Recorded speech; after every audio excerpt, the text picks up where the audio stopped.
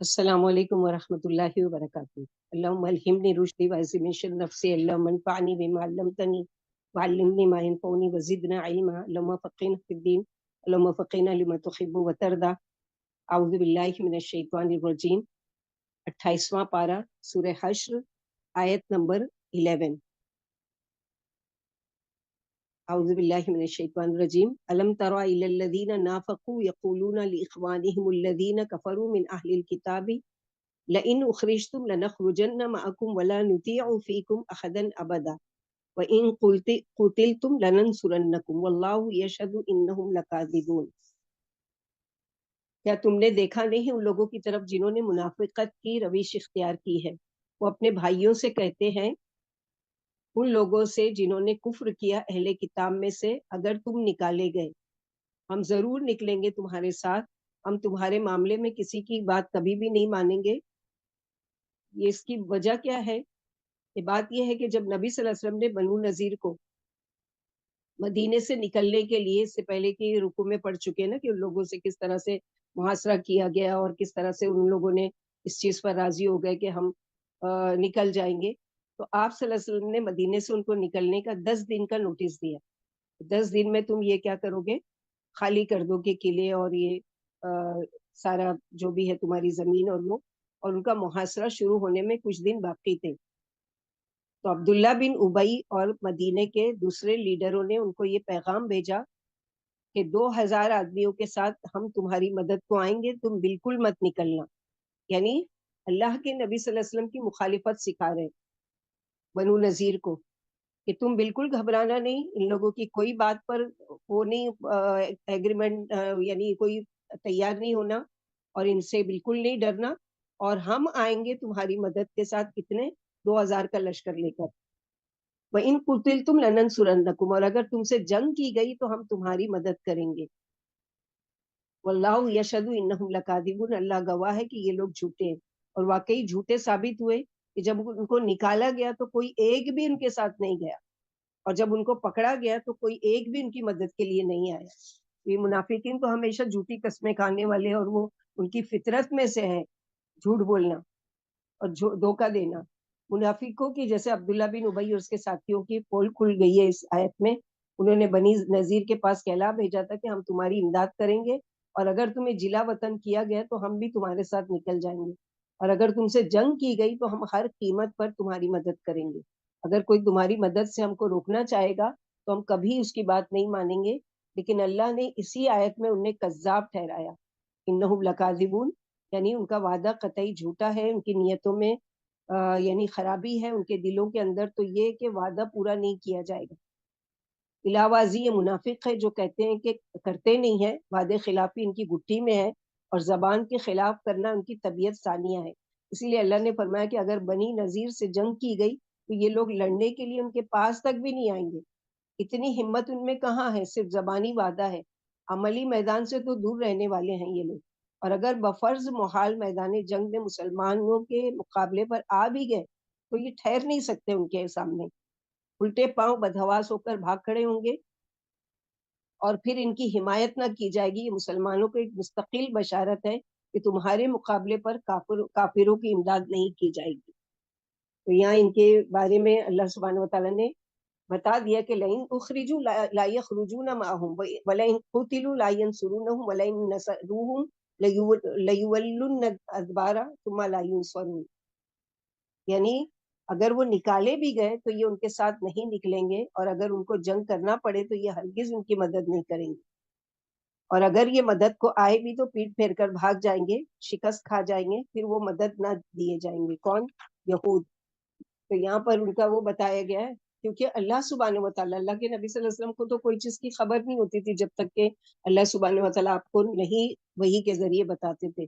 تو اللہ تعالیٰ قرآن میں وحی کے ذریعے بتا رہے ہیں کہ یہ جو وعدے کر رہے ہیں یہ سخت جھوٹے ہیں، اور یہ وعدہ خلافی، کیونکہ منافق کی نشانی ہی یہ ہے نا کہ بات کرے تو جھوٹ بولے، وعدہ کرے تو وعدہ خلافی کرے، اور امانت اس کے پاس رکھی جائے تو خیانت کرے، اور جھگڑا کرے تو پھٹ پڑے۔ تو ان کی گٹی میں یہ شامل ہے، تو ہرگز نہیں یہ کرنے والے۔ تو ان کی باتوں میں وہ کر کے، یعنی ایک طرح سے تسلی دی جا رہی ہے کہ مسلمانوں کو کہ تم حق پر ہو، تم توحید پر ہو، تم ایک اللہ کو ماننے والے ہو، تم اللہ کے لیے جنگ لڑنے والے ہو، اللہ کے لیے قتال کرنے والے ہو، اور یہ لوگ جو ہیں وہ اپنے نفس کی خواہشات کی پیروی کرنے والے، اپنے نفس کو موٹا کرنے والے، اپنے نفس کو خوش کرنے والے. تو اللہ کی مدد کس کے ساتھ آئے گی؟ جو توحید والا ہوگا، جو ایک اللہ کے لیے سچے دل سے اپنی جان اور مال کے ساتھ اللہ کی راہ میں لڑے گا. تو یہاں تسلی دی جا رہی کہ تم مت گھبراؤ، یہ جو وعدے کر رہے ہیں ہرگز یہ جھوٹے ہیں، یہ کبھی بھی نہیں آئیں گے مدد کے لیے، نہ تمہاری نہ ان کی، اور یہ تو کاذبون ہے. آیت نمبر 13 میں اللہ تعالیٰ فرماتے ہیں لَأَنْتُمْ أَشَدُّ رَهْبَةً فِي صُدُورِهِمْ مِنَ اللَّهِ ذَلِكَ بِأَنَّهُمْ قَوْمٌ لَا يَفْقَهُونَ. ان کے دلوں میں اللہ سے بڑھ کر تمہارا خوف ہے، یعنی یہ کھل کر میدان میں کیوں نہیں آتے؟ کیونکہ تم سے بہت ڈرتے ہیں. نبی صلی اللہ علیہ وسلم کے لیے صحابہ کرام کی محبت، جاں بازی کو، تمہاری صفوں میں باہم اتحاد کو دیکھ کر یہ تم سے خوف کھاتے ہیں کہ تمہارا مقابلہ نہیں کر سکتے، یہ تمہارے سامنے کھڑے نہیں رہ سکتے. ذالک بانہم قوم لا یفقہون، یہ اس وجہ سے بھی ہے کہ یہ سمجھدار لوگ نہیں ہیں. تو بندے کی سمجھ سے بڑھ کر کیا ہے کہ وہ اللہ سے ڈرنے والا ہو. یعنی سمجھدار اور عقل مند کون ہے؟ کہ جو ہر حال میں اللہ سے ڈرنے والا ہو. یعنی ان پر جس قدر تمہارا روب چھایا ہوا ہے اتنا اللہ کا بھی نہیں ہے ان پر. جیسے کہ سورہ نساء آیت نمبر 77 میں فرمایا اذا فریق منہم، یعنی ان میں سے ایک گروہ تو اللہ سے اتنا بھی نہیں ڈرتا جتنا لوگوں سے ڈرتا ہے. پھر فرمایا کہ یہ لوگ ناسمجھ ہیں، ان کے پاس عقل نہیں ہے، ان کی بزدلی کا تو یہ عالم ہے کہ میدان کی لڑائی کبھی لڑ ہی نہیں سکتے. لا یقاتلونکم جمیعا الا فی قرى محصنۃ او من وراء جدر بأس بینہم شدید تحسبهم جمیعا وقلوبهم شتى ذلک بانہم قوم لا یعقلون.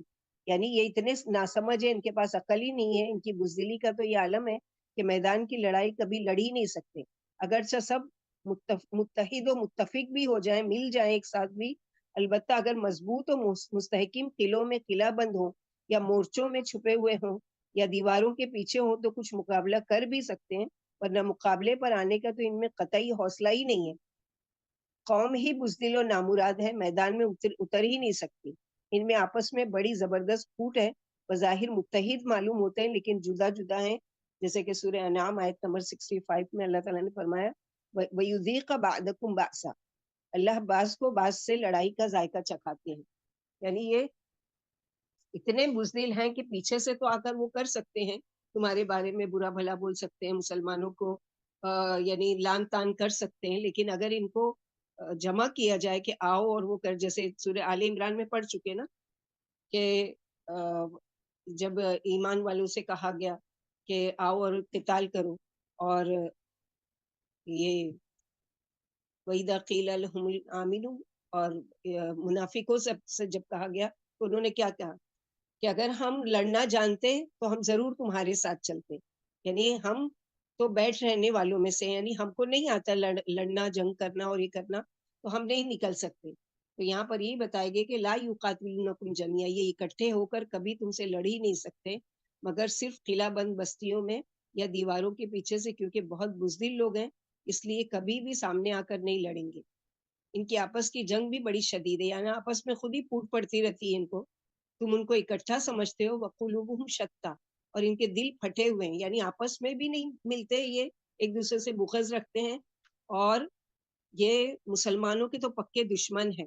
اسی لیے اللہ تعالیٰ نے فرمایا ذالک بانہم قوم لا یعقلون، یہ دنیاوی اعتبار سے تو بہت عقل رکھتے ہیں، مال کیسے کمانا ہے اور چالاکی سے کیسے اپنے آپ کو بچا لینا ہے، اور کیسے جھوٹے ہیلے بہانے کر کے نبی صلی اللہ علیہ وسلم کی آنکھ میں دھول جھونکنے کی کوشش کرنا ہے. یہ ساری باتیں بہت سمجھداری کی ان کے اندر. لیکن حق کی بات کے لیے اگر ان کو نکلنے کے لیے کہا جائے یا اللہ کے لیے جنگ کرنے کے لیے کہا جائے یا لڑنے کے لیے کہا جائے تو کبھی بھی نہیں نکلیں گے. کمثل الذین من قبلہم قریبا ذاقوا وبال امرہم ولہم عذاب علیم، ان کا حال تو ان کی طرح ہے جو ان سے پہلے گزر چکے، قریباً یعنی تھوڑی ہی مدت پہلے، وبال امرہم جنہوں نے اپنے کیے کا مزہ چکھا دنیا میں، یعنی اشارہ ہے بنو قینقاع قبیلے کی طرف. وَلَهُمْ عَذَابٌ علیم، اور ان کے لیے دردناک عذاب ہے. یعنی بنو قینقاع جو تھے وہ بھی یہودیوں کی وہ تھی، تو یعنی ان کی مثال ایسی ہے جیسے کچھ ہی پہلے کے کافر تھے جنہوں نے دنیا میں بھی اپنے کرتوتوں کی سزا بھگتی اور آخرت میں بھی بھگت رہے. یا تو ان کافروں سے مراد قریشی مشرک ہیں جو کچھ تو جنگ بدر میں مارے گئے اور کچھ بھاگ کھڑے ہوئے تھے، یا بنو قینقاع کے یہودی مراد ہیں. یہی قول زیادہ صحیح معلوم ہوتا ہے کیونکہ بنی قینقاع بھی شرارت پر آمادہ ہو گئے تھے. آپ نے انہیں بھی مدینہ سے نکال باہر کیا تھا. یہ دونوں واقعات حال ہی میں تازہ ہے، یعنی ایک کے بعد ایک ہوئے ہیں. ان پر عبرت حاصل کرنے والوں کے لیے بہت کچھ ہے. تو اللہ سبحانہ وتعالیٰ ان کی جو بھی چالیں ہیں، جو بھی وہ ان کے مکر و فریب ہیں، وہ اللہ سبحانہ وتعالیٰ ان کو کھول کھول کر بیان کر رہے ہیں. کمثل الشیطان اذ قال للانسان اکفر فلما کفر قال انی بریء منک انی اخاف اللہ رب العالمین. یعنی ان کی مثال ایسی ہے مانند مثال شیطان کی جب وہ انسان سے کہتا ہے کفر کرو. فلما کفر قال انی بریء منک، جب انسان کفر کر بیٹھتا ہے تو کہتا ہے کہ میں تجھ سے بری ہوں، میں نے کب تجھ کو مجبور کیا تھا کہ تو کفر کر. انی اخاف اللہ، میں تو اللہ رب العالمین سے ڈرتا ہوں. یعنی منافقین بنو نذیر کے ساتھ وہی معاملہ کر رہے ہیں جو شیطان انسان کے ساتھ کرتا ہے. جنگ بدر میں اس نے وعدہ کیا تھا نا ان مشرکوں سے کہ میں ایک قبیلے کا سردار یعنی میرا پورا قبیلہ لے کر میں آؤں گا. ایک قبیلے کے سردار کی شکل میں آ کر ان سے وعدہ کیا تھا کہ تم بالکل بھی مت گھبرانا، تم لڑو اور میں پورے اپنے لشکر کو، پورے قبیلے کو لے کر آؤں گا تمہاری مدد کرنے کے لیے. لیکن جب وہ میدان بدر میں آیا اور اس نے فرشتوں کو اترتے ہوئے دیکھا تو وہاں سے بھاگ کھڑا ہوا. لوگوں نے کہا کہ تم نے تو ابھی وعدہ کیا تھا کہ تم ہماری مدد کرو گے. تو اس نے کہا کہ میں وہ دیکھ رہا ہوں جو تم نہیں دیکھ رہے، یعنی میں فرشتوں کو اترتے ہوئے دیکھ رہا ہوں لیکن تم نہیں دیکھ رہے ہو. تو یہاں پر وہی اس کا بتایا جا رہا ہے کہ شیطان کی بھی منافقین کی صفت ہے وہ سیم شیطان کی صفت ہے کہ پہلے تو انسان کو اکساتا ہے کہ کفر کر لو. جب کفر کر لیتا ہے انسان تو کیا کہتا ہے کہ میں ڈرتا ہوں اللہ رب العالمین سے اور میں تجھ سے بری ہوں، میں تو اللہ رب العالمین سے ڈرتا ہوں. یعنی وعدہ خلافی کرنے والے جیسے بدر میں کافروں مشرکوں سے کہا تھا کہ جار الکم، لیکن جب فرشتوں کو دیکھا تو اس نے کیا کہا، فوراً پلٹ گیا. یہودیوں کا منافقوں کے وعدے پر بدعہدی پر آمادہ ہونا، مسلمانوں کے خلاف شرارت کرنا اور ان کے کام نہ آنا، لڑائی کے وقت مدد نہ پہنچانا اور جلا وطنی میں ان کے ساتھ ترک وطن نہ کرنا ایک مثال دے کر سمجھایا جا رہا ہے کہ شیطان بھی اسی طرح اپنا دام فریب بچھاتا ہے اور انسان کو کفر و شرک پر آمادہ کرتا ہے. جب نادان اس کے فریب میں پھنس جاتا ہے اور کفر و شرک کا ارتکاب کر بیٹھتا ہے تو یہ خود بھی اسے برا کہتا ہے اور صاف کہہ دیتا ہے کہ میں تجھ سے بری ہوں، مجھے تو اللہ رب العالمین کا خوف ہے. اور لوگوں کا بھی ہدف تعن و تشنیع بن جاتا ہے. آج بھی جو ہم کو کسی بھی کام کے لیے وہ کرتا ہے، نماز میں سستی کر لو اور پہلے یہ کام کر لو اور یہ زیادہ ضروری ہے اور یہ ساری چیزیں کرواتا ہے اور اس کے بعد قیامت کے دن کہے گا کہ کیا میں نے ان کو ہاتھ پکڑ کے کہا تھا کہ میری مانو؟ میں نے تو نہیں کہا تھا. اور واقعی آ کے ہاتھ تو نہیں پکڑتا لیکن دل میں وسوسہ ڈالتا ہے یا کسی انسانی شکل میں آ کر وہ کرتا ہے، اپنا وار کرتا ہے کہ بہت بزی ہو، بعد میں کر لینا، کیا ضرورت ہے اپنے اوپر اتنا برڈن ڈالنے کی اور یہ کرنے کی.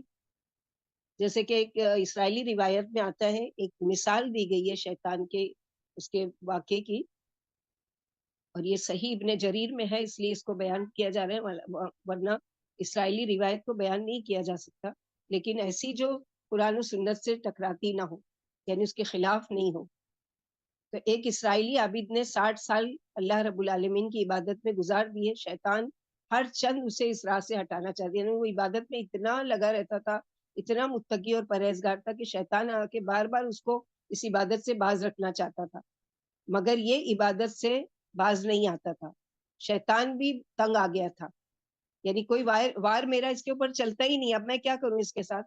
آخر کار شیطان نے ایک عورت پر اپنا اثر ڈالا اور اسے دیوانہ بنایا.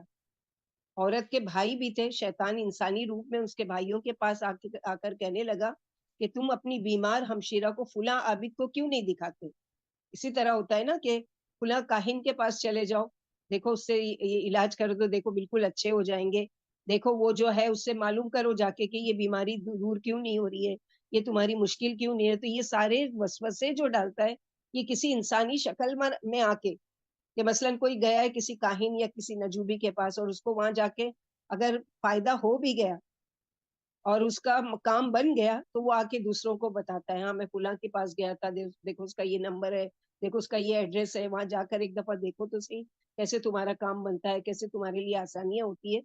تو یہاں پر بھی یہی چیز بتا رہا ہے شیطان کہ آیا ان لوگوں کے پاس، بھائیوں کے پاس، کہ تمہاری بہن اتنی بیمار رہتی ہے، تم اس کو کیوں نہیں دکھاتے؟ وہ مستجاب الدعوات ہے، یعنی اس سے علاج کراؤ، وہ تمہارے بہن کے لیے رب العالمین سے دعا کرے گا تو انشاءاللہ تم کو اس کی یعنی اس کو وہ ہوگا۔ بھائیوں کی سمجھ میں یہ بات آ گئی، اس کے بہکانے میں آ گئے، چنانچہ یہ اپنی بہن کو اس کے پاس علاج کی غرض سے لے گئے۔ عابد نے ان کا علاج شروع کر دیا اور عورت عابد ہی کے پاس رہنے لگی تاکہ صبح و شام دم کرنے میں آسانی رہے۔ ایک دن عابد کو اس کے حسن و جمال نے گرویدہ کر لیا، آخر اس سے بد اخلاقی کا ارتکاب کر بیٹھا جس سے اس کو حمل قرار دیا گیا، قرار پایا۔ جب عابد نے یہ دیکھا کہ اب میرا راز کھل جائے گا تو اسے قتل کر ڈالا اس لڑکی کو۔ اب شیطان عابد سے کہنے لگا میں تمہارا ساتھی ہوں، تم نے مجھے تھکا دیا تھا، میں نے تمہارے ساتھ یہ کھیل کھیلا ہے۔ اس عورت کے بھائیوں کو خبر ہو گئی، وہ آ رہے ہیں، اگر تم میرا کہنا مان لو تو اب بھی تم کو بچا لوں گا، مجھے سجدہ کر لو۔ عابد نے جان بچانے کے لیے شیطان کو سجدہ کر لیا۔ سجدہ کرتے ہی شیطان نے کہا میں تجھ سے بری ہوں، مجھے اللہ رب العالمین کا خوف ہے، اب تم جانو تمہارا کام جانے، میرا جو کام تھا وہ میں کر چکا۔ تو اس طرح سے تو یہ ایک تو مثال دی گئی ہے جو اسرائیلی روایت سے ہے، اور بہت ساری جو تاریخی کتاب ہے اس میں اوتھینٹک ذریعے سے ابن جریر نے اس کو بیان کیا ہے، تو یہ چیز ملتی ہے الحمدللہ۔ تو یہ ایک مثال ہے، بہت ساری ایسی مثالیں کہ شیطان اکساتا ہے اور پھر برائیوں میں ملوث کرواتا ہے اور پھر وہ کرتا ہے۔ آج جتنے لوگ بھی بہکے ہوئے ہیں وہ ایسی ایسی حرکتیں کرتے ہیں کہ جیسے دیکھ کر کوئی کہے گا کہ اس کو کیا کوئی شیطان نے چھو لیا ہے۔ میوزک پر ڈانس کریں گے اور پاگلوں جیسی حرکتیں کریں گے یا پھر نشے کی حالت میں ہوں گے یا جو بھی کریں گے، تو یہ سارے کام کرواتا کون ہے؟ اگر وہ لوگ وہ سارے چیزیں چھوڑ کر، اسی لیے اتنا بڑا دشمن ہے یہ شیطان، اور اتنا مکار اور اتنا مکر و فریب والا کہ خطرناک ہے ایک طرح سے۔ انہو لکم عدو مبین، تمہارا کھلا دشمن ہے۔ اس سے بچنے کا طریقہ کیا ہے کہ کثرت سے اللہ کا ذکر، صبح شام کے اذکار، اور جہاں وسوسہ آئے اللہم انی اعوذ بک من ھمزات الشیاطین واعوذ بک ربی ان یحضرون، اعوذ بکلمات اللہ التامہ من کل شیطان وہامہ ومن کل عین لامہ۔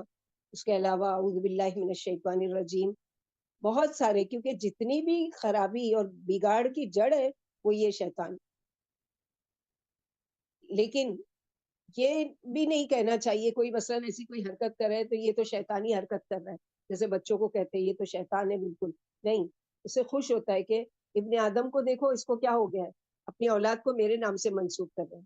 یعنی ہم اگر کہتے شیطان تو جو اولاد ہے وہ کس کی ہے؟ اپنے باپ کی اولاد ہے، لیکن یہ شیطان ہے، یہ شیطان کی اولاد ہے، تو اس سے وہ خوش ہوتا ہے کہ اللہ سے، جیسے اس نے ایک چیلنج کیا ہے نا سورہ مائدہ میں بھی اور آراف میں بھی، کہ میں کیا کروں گا کہ بہکاؤں گا ان کو آگے سے، پیچھے سے، بائیں سے، دائیں سے، ہر طرف سے، لیکن دو راستہ بھول گیا، اوپر کا اور نیچے کا۔ تو دعائیں اوپر چڑھتی ہیں اور انسان سجدہ کرتا ہے تو یہ دو راستے اس کے لیے بند ہیں۔ اسی لیے اللہ سبحانہ و تعالیٰ کے قرب کا ذریعہ اور شیطان کو چڑھانے کا ذریعہ، قل هو اللہ احد آپ پڑھتے ہیں، وہ اس کو غصہ آتا ہے کیونکہ اللہ کی توحید بیان کی جا رہی ہے۔ اللہ اکبر کہہ کر اذان جب ہوتی ہے تب اس کو غصہ آتا ہے اور وہ یعنی بھاگتا ہے روتے ہوئے کہ اللہ کا ذکر کیا جا رہا ہے، لیکن اتنا ڈھیٹ ہے کہ پھر وہ پلٹ کر آتا ہے، بار بار آتا ہے۔ تو یہ ایسا خطرناک ہے کہ اس سے بچنے کے لیے کیا کرنا چاہیے؟ اللہ کی پناہ مانگنا چاہیے، کیونکہ اللہ تعالیٰ نے اس کو چیلنج جو اس نے کیا ہے، اس کو اس کی مہلت دی ہے اللہ تعالیٰ نے، لیکن اللہ سے بڑھ کر اس کی قوت نہیں ہو سکتی۔ جتنا وہ کر سکتا ہے بس اتنا، کہ بس جتنی اس کو مہلت ملی ہوئی ہے اس سے زیادہ نہیں کر سکتا۔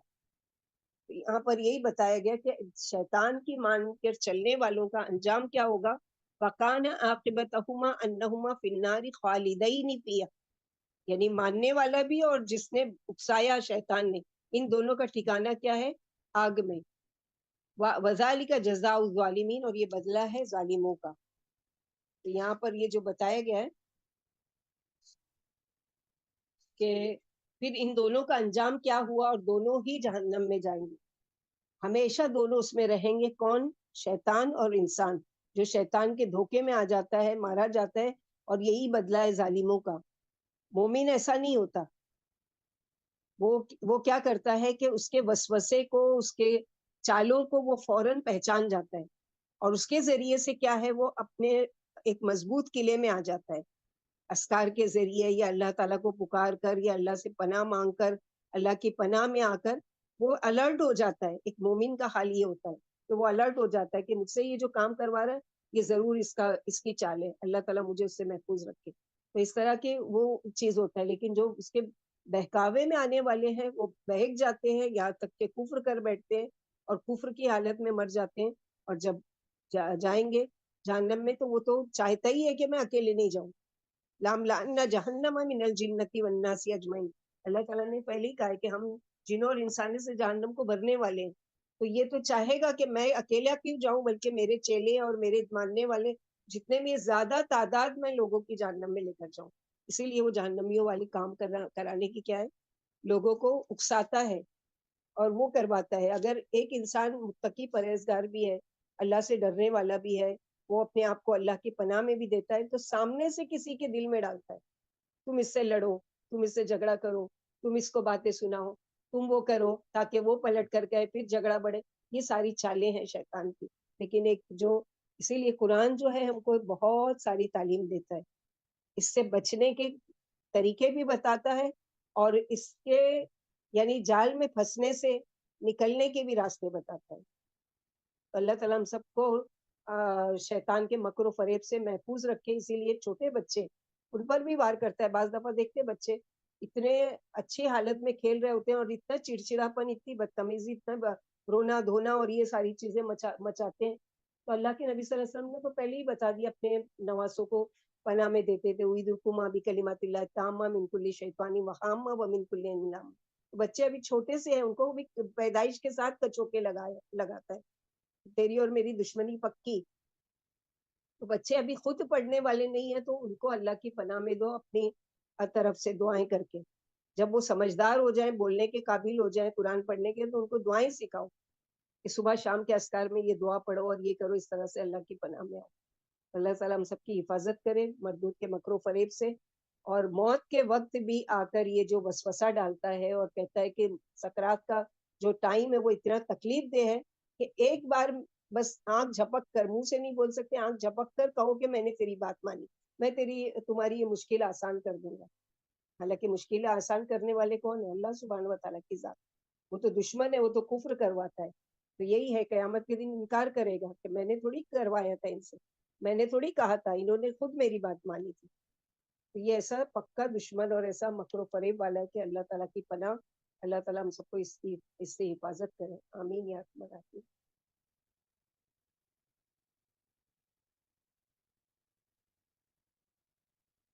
آگے کی آیت ہے یا ایھا الذین آمنوا، اب ایمان والوں سے خطاب ہے۔ منافقین کا ذکر، فاسقین کا ذکر کر کے، شیطان کی ماننے والوں کا ذکر کرنے کے بعد اب ایمان والوں کو خطاب کر کے اللہ سبحانہ وتعالیٰ کہہ رہے ہیں، اے لوگو جو ایمان لائے ہو، اتقوا اللہ، اللہ سے ڈرو، ولتنظر نفس ما قدمت لغد، ہر نفس کو چاہیے کہ وہ دیکھے کہ کل کے لیے کیا تیاری کی ہے۔ کل سے مراد کون سا دن ہے؟ مطلب آج منڈے ہے، کل تھرسڈے ہے، یہ نہیں۔ کل سے مراد ہے آخرت، آج سے مراد ہے دنیا۔ ہم میں سے ہر شخص کیا دیکھتا ہے کہ میرے آج کے لیے کیا ہے، میری دنیا کے لیے کیا ہے۔ فرمایا کل کی بھی سوچو، کل کے لیے کیا ہے۔ واتقوا اللہ، اور ڈرو اللہ سے، ان اللہ خبیر بما تعملون، بے شک اللہ باخبر ہے جو تم عمل کر رہے ہو۔ اور اسی طرح دو بار اس میں آیا واتقوا اللہ۔ دنیا میں ہم لوگوں کو بھیڑ میں ہوتے ہیں، اپنے آس پاس جیسا ماحول دیکھتے ہیں، وہ بھی تو کچھ نہیں یعنی کر رہی ہے، تو میں کیوں کروں؟ وہاں اکیلے اکیلے سے پوچھا جائے گا، وہاں نہیں کہ تم کیا لے کر آئے ہو۔ لوگ جو کرتے تھے وہ یعنی صبح سے رات تک کی کیا فکر ہماری ہے اس کے بارے میں، ہماری سوچ، اور کل کے لیے کہ آخرت کی تیاری۔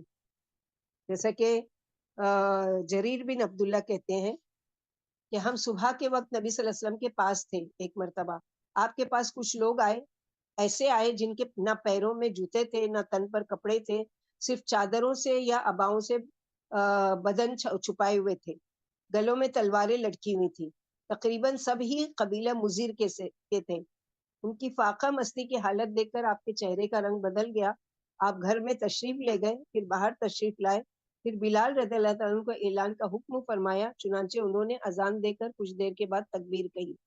आपने नमाज पढ़ाई, फिर खुतबे में फरमाया, लोगों अपने रब से डर जाओ जिसने तुमको एक शख्स से पैदा किया और उसी से उसका जोड़ा बनाया, यानी सूरह निसा की पहली आयत पढ़कर सुनाई। फिर इन दोनों से बहुत सारे मर्द और बहुत सी औरतें पैदा की। अल्लाह से डर जाओ जिसका नाम लेकर एक दूसरे से तुम सवाल करते हो और कता रहमी से बचते रहो, याद रखो अल्लाह तुम पर निगहबान है। फिर आप सल्लल्लाहु अलैहि वसल्लम ने ये आयत पढ़ी, या अय्युहल्लज़ीना आमनू वल तंजुर नफ्सुम मा क़द्दमत लिगद वत्तकुल्लाह इन्नल्लाह खबीरुम बिमा तअमलून। चुनांचे किसी ने दीनार, किसी ने दिरहम, किसी ने कपड़ा, किसी ने एक सा गेहूं और किसी ने एक सा खजूर दी, यहाँ तक कि आपने फरमाया कि खजूर की एक काश ही सही, यानी आधी खजूर ही दो या खजूर का एक टुकड़ा भी दो, और तो वो भी यानी तुम्हारी हैसियत के मुताबिक वो भी काफी है। फिर एक अंसारी नकदी की थैली बमुश्किल तमाम उठा कर लाई, यानी इतनी भारी थी कि बोझ की वजह से उनके हाथ से गिरी पड़ी जा रही थी। फिर तो लोगों का तांता ही बन गया। मैंने अपनी आंखों से गल्ले के और कपड़ों के ढेर देखे। कौन कह रहे हैं? ये जरीर बिन अब्दुल्ला, कि मैंने अपनी आंखों से देखे ये गल्ले के और कपड़ों के ढेर। मैंने इस वक्त आपका चेहरा शगुफ्ता देखा जो सोने की तरह दमक रहा था। फरमाया, जिसने इस्लाम में कोई कार्य खैर जिंदा किया तो जब तक उस पर अमल होता रहेगा उसे भी सवाब मिलता रहेगा। यानी इस हदीस में क्या है कि कोई एक नई अच्छी चीज की किसी ने शुरुआत की, जब तक वो उस पर अमल लोग करते रहेंगे उसको बराबर उसका सवाब, चाहे कि आगे बढ़ के वो 100 या 1000 या लाखों में ना हो जाए, उसको वो लाखों का सवाब उसको अकेले को मिलता रहेगा, क्योंकि उसने एक अच्छे खैर के काम की शुरुआत की। तो हम सब अपना जायजा लें कि हम कौन सा ऐसा काम शुरू कर रहे हैं कि जिसको लोग फॉलो करेंगे और आगे चलकर ये हमारे लिए सदका जारिया बनेगा। तो इस हदीस में हमको इस चीज की एक चीज मिलती है। दूसरी चीज, और आमिलों के सवाब में कम करके नहीं दिया जाए, यानी जितने लोग भी करेंगे उनके अमल में कमी नहीं की जाएगी, उनके सवाब में कमी नहीं की जाएगी, उनको भी मिलेगा और फर्स्ट शुरू करने वाले को भी मिलेगा, बल्कि उन्हें भी पूरा पूरा सवाब मिलेगा और जिंदा करने वाले को भी सवाब मिलेगा, यानी नई कोई चीज की अगर उसने अच्छे काम की कोई शुरुआत की। इसी तरह जिसने इस्लाम में कोई बुरी बात फैलाई, डरावा भी है, अगर खुशखबरी है कि कोई अच्छी बात को फैलाना है, कोई अच्छी बात की शुरुआत करना है, तो डरावा भी है कि अगर किसी ने बुरी बात फैलाई तो उसको भी उस बुराई की सजा मिलेगी और अमल करने वालों को भी जब तक उस पर अमल किया जाएगा मौजिद इस सजा में जरूर शरीक रहेगा। यानी जिसने कोई बुरे काम की शुरुआत की थी और उसको देखकर लोग यानी फॉलो कर रहे हैं और उसको देखकर उसी पर अमल कर रहे हैं, तो वो सारे ही लोगों को सजा मिलेगी और उन सब के बराबर सजा इसको भी मिलती रहेगी, क्योंकि इसने शुरुआत की उस चीज की। इस आयत में तकवे का हुक्म है, यानी अल्लाह से डर कर इस्लाम के अहकाम बजा लाओ और हराम कामों से बाज आ जाओ। फिर फरमाया कि इंसान अपने कयामत वाले जखीरे पर गौर कर ले, यानी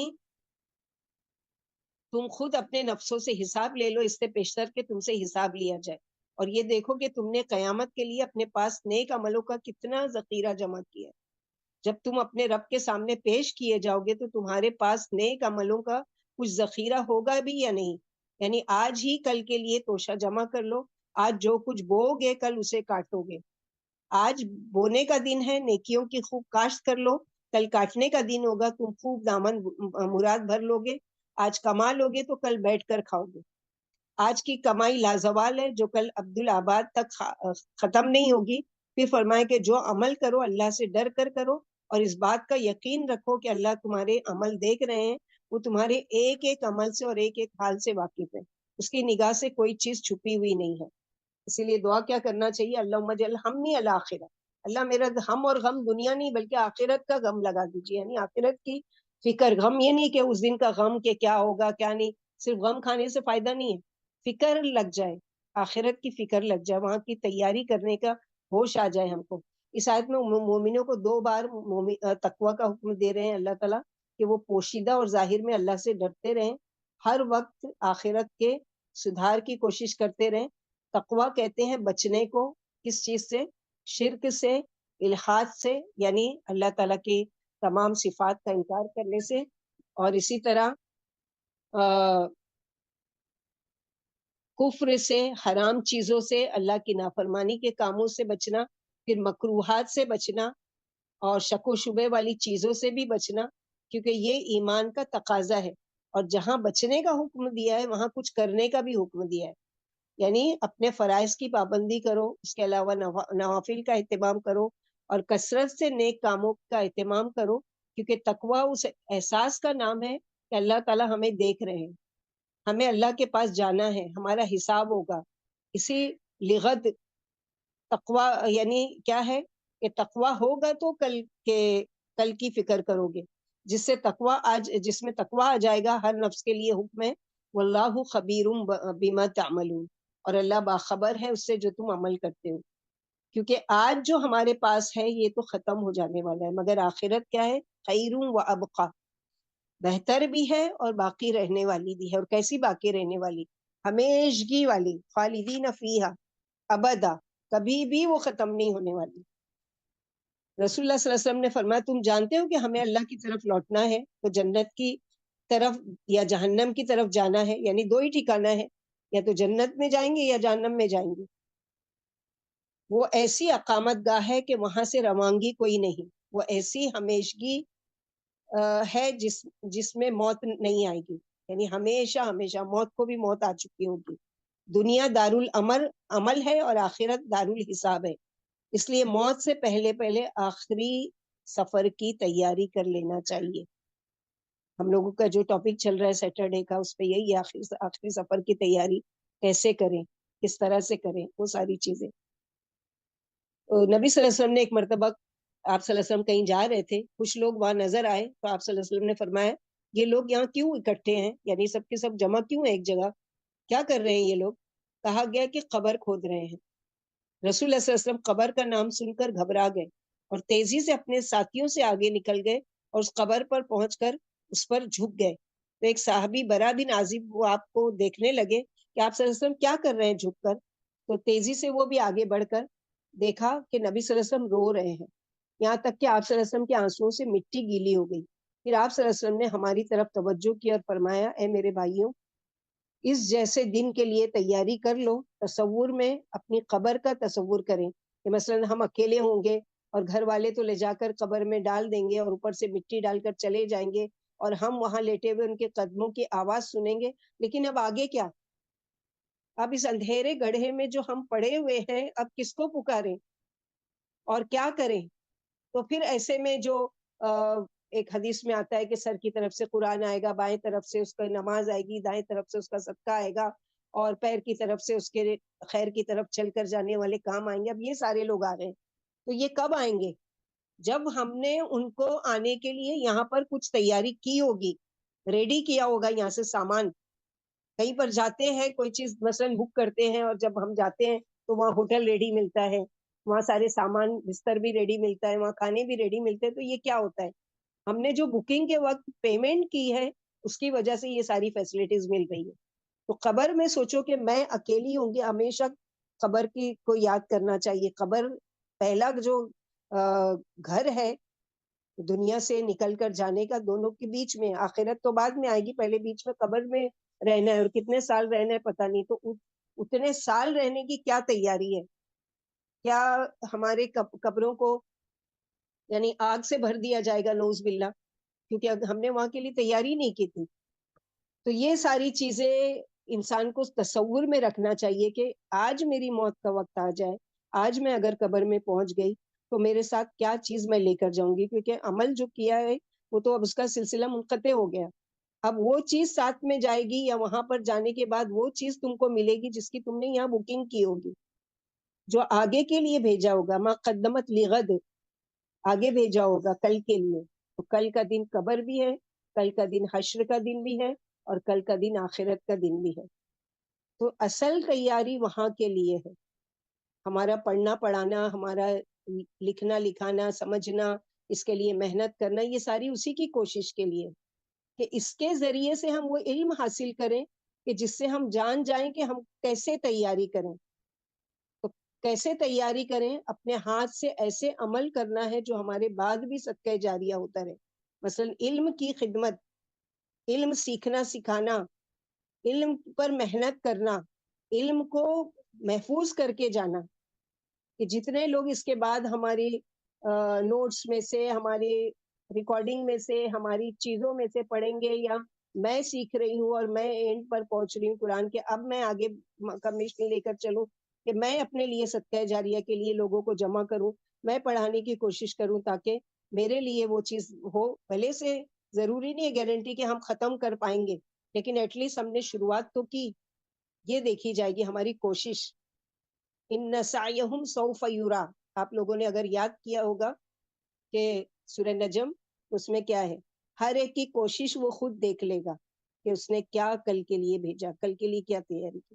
اسی طرح اولاد، اگر اولاد کی اچھی تربیت کی ہے تو وہ ہاتھ اٹھا کر ہمارے ہاتھ میں دعا کریں گے، اور اگر ہم نے ان کی توحید پر اور ان کے ایک اللہ پر ان کا ایمان مضبوط کرنے کی کوشش کی، ان کی ایسی ٹریننگ کی ہے کہ وہ ہمارے مرنے کے بعد بھی اس توحید پر اور اس دین پر اور دین کے راستے پر چلتے رہیں گے اور ہمارے لیے دعا کریں گے، جو بھی نیکی خیر کا قدم اٹھائیں گے وہ سارا ہمارے لیے صدقہ جاری ہے کہ کل کی تیاری ہے، اور وہ ہاتھ سے آج کرنا ہے. پھر اسی طرح پہلے کے زمانے میں جیسے قرآن کا نسخہ کہیں رکھوا دیا جاتا تھا مسجدوں میں، آج بھی آپ دیکھیں گے کہ وہاں پر حرم میں جب جاتے ہیں تو کچھ لوگ وہاں پر کھڑے ہوتے ہیں کہ 10 ریال 20 ریال میں آپ یہ لیجئے اور حرم میں رکھیے. حالانکہ وہاں پر تو آلریڈی اتنا ہوتا ہے، لیکن ایک ثواب کے لیے کہ رکھ دیتے ہیں لوگ کہ کوئی بھی پڑھے گا ہمارا قرآن اٹھا کے تو ہم کو، اور ایسی جگہ جہاں پر ایک رکعت کا 1 لاکھ کا ثواب ہے، تو ایک ایک لفظ پر عام جگہ پر 10 نیکی تو وہاں تو لاکھوں میں ملے گی. تو ایسے کام، یا مسجد نہیں بنوا سکتے، مسجد میں کوئی بھی بک شیلف رکھوا دیجئے، چٹائی بچھوا دیجئے، پنکھا لگا دیجئے، جتنی حیثیت ہے، جب تک وہ چلتا رہے گا، جب تک اس سے ہوا کھاتے رہیں گے، جب تک وہ فائدہ اٹھاتے رہیں گے، جب تک وہاں پانی پیتے رہیں گے. اسی طرح مسافر خانے، نہریں، کنواں، اور وہ صدقہ سب سے بہتر ہے جو صحت کی حالت میں اپنے ہاتھ سے کیا گیا ہو. یہ ساری آخرت کی تیاری ہے. اور بھی آخرت کے لیے کیا تیاری کرنا ہے وہ انشاءاللہ باذن اللہ ہم لوگوں کا جو لیکچر ہے اگر اس میں سنیں گے آپ لوگ تو اس کے ذریعے سے یہ ہے کہ کل کے لیے ہم کیا تیاری کریں، کیا بھیجیں اور کیا دیکھیں. تو یہ ہمارا گول جو ہونا چاہیے، ہماری نظر جو ہونا چاہیے وہ کس چیز پر ہونا چاہیے کہ کل کی کیا تیاری، کل کے لیے میں نے کیا بھیجا آخرت میں. تو یہاں پر یہی ہے. اسی طرح آخرت کی تیاری میں سے ایک یہ بھی ہے کہ اللہ کے ذکر سے دور نہیں ہونا ہے، اللہ کو نہیں بلا دینا ہے. وَلَا تَكُونُوا كَالَّذِينَ نَسُوا اللَّهَ فَأَنسَاهُمْ أَنفُسَهُمْ أُولَٰئِكَ هُمُ الْفَاسِقُونَ. اور نہ تم ہو جاؤ ان لوگوں کی طرح جو اللہ کو بھول گئے.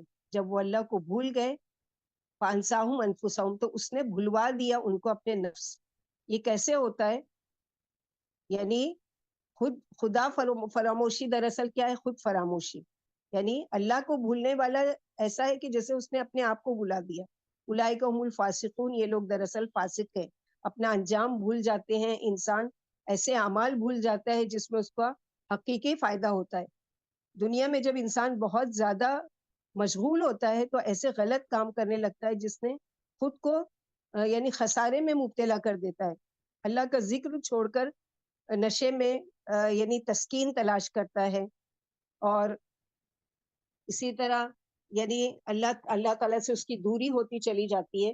یعنی ذکر اللہ سے غافل نہ رہو اور اللہ کو نہ بھولو، ورنہ اللہ تمہیں نیک عملوں کی توفیق عطا نہیں فرمائیں گے جو آخرت میں تمہاری آخرت کا توشہ ہے اور اس کو سنوارنے والے ہیں. پھر تمہیں نیک عمل بھی یاد نہ رہیں گے جو تمہارے آخرت میں کام آنے والے ہیں، کیونکہ عمل کی جنس سے جزا دی جاتی ہے. یعنی جیسا تمہارا عمل ہوگا اس کے مطابق تم کو جزا یا سزا دی جائے گی. پھر فرمایا ایسے ہی لوگ اللہ کی اطاعت سے نکلنے والے ہیں، یہ قیامت کے دن ہلاک ہو جائیں گے اور سخت گھاٹے میں ہوں گے. جیسے سورہ منافقون آیت نمبر 9 میں اللہ تعالیٰ فرماتے یا ایھا الذین آمنوا لا تلہکم، مسلمانوں تمہیں مال و اولاد اللہ کے ذکر سے غافل نہ کر دے، اور جو شخص ایسا کرے گا وہی گھاٹے والا ہے. ابو بکر رضی اللہ عنہ نے خطبے میں فرمایا کیا تمہیں معلوم نہیں کہ تم ایک مقررہ مدت کی صبح و شام طے کر رہے ہو، یعنی ایک لمٹ تمہاری طے ہو چکی ہے زندگی کی، اور اس کے طرف جانے کے لیے تم صبح شام کر رہے ہو، یعنی صبح آئی اب تھوڑی دیر میں شام آ جائے گی، پھر زندگی رہی تو پھر صبح آ جائے گی، یہ کرتے کرتے کرتے ایک دن تو ایسا آئے گا نا جس کی یا تو صبح ملے گی یا شام ملے گی، آگے نہیں ملے گا کچھ بھی۔ تو یہاں خطبے میں ابو بکر صدیق کیا کہہ رہے ہیں کہ تم مقررہ مدت کی صبح شام طے کر رہے ہو، پھر جو اپنی عمر نیک کاموں میں صرف کر سکے اس کو ضرور ایسا کرنا چاہیے، تم اس مقصد میں اللہ کی مدد کے بغیر کامیاب نہیں ہو سکتے، یعنی خیر کے کاموں میں بھی تم اللہ سے مدد مانگو، یا رب میری مدد کیجیے، مجھے اپنا تقوی، اپنی خشیت عطا فرمائیے، اللہم انی اسألک خشیت فی الغیب والشہادہ، اللہ تعالیٰ اپنی خشیت عطا فرمائیے غیب میں بھی، یعنی اکیلے میں ہوں تب بھی اور لوگوں کے بیچ میں ہوں تب بھی۔ بعض لوگوں نے اپنی عمریں برائیوں میں کھپا دی، تم ان کی طرح نہ ہو جانا، تمہارے جانے پہچانے بھائی کہاں چلے گئے، انہوں نے دنیا میں جو عمل کیے تو ان کا ثواب لینے یا سزا بھگتنے کے لیے اللہ کے یہاں جا پہنچے، وہاں انہوں نے یا تو کامرانی اور سعادت دیکھ لی یا ناکامی اور نامرادی کہاں گئے، یعنی جو یہاں سے بھیج کر گئے تھے اس کو ان لوگوں نے پایا، اگر وہاں کے لیے تیاری کی تھی تو آج شادمان ہے اور کامران ہے اور بہت خوش ہیں اللہ تعالیٰ کے یہاں، لیکن اگر ان لوگوں نے اس کے لیے کوئی تیاری نہیں کی تھی، غفلت بھری زندگی گزار دی، تو آج ان کا انجام کیا ہے کہ تم سوچ بھی نہیں سکتے، قرآن نے بتا دیا ہے سب کا انجام کیسا ہوگا جو جیسا کرے گا۔ وہ پہلے سرکش و جابر بادشاہ جنہوں نے شہر بسائے تھے اور شہر بنائے تھے، پناہیں بنوائی تھی، آج وہ گز بھر جگہ میں ہزاروں من مٹی کے نیچے پتھروں کے تلے دبے ہوئے ہیں، آج ان کے محلات کہاں ہیں جو ان کو جگہ نہیں دے سکے، آج کیوں بس ان کو ان کی ہائٹ اور ان کی چوڑائی کے حساب سے اتنی ہی جگہ ملی۔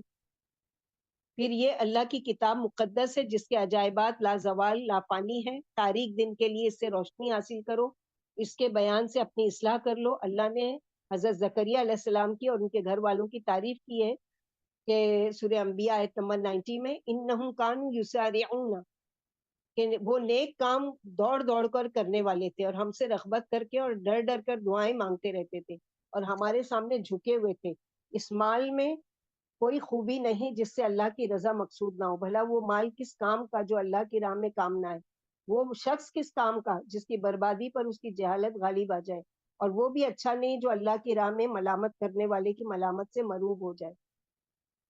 تو یہاں پر یہی بتایا گیا کہ دنیا میں ہی اللہ سبحانہ و تعالیٰ نے اللہ کو بھولنے کی سزا کیا ملی کہ اللہ ان سے ان کے ہی نفس بھلوا دیے۔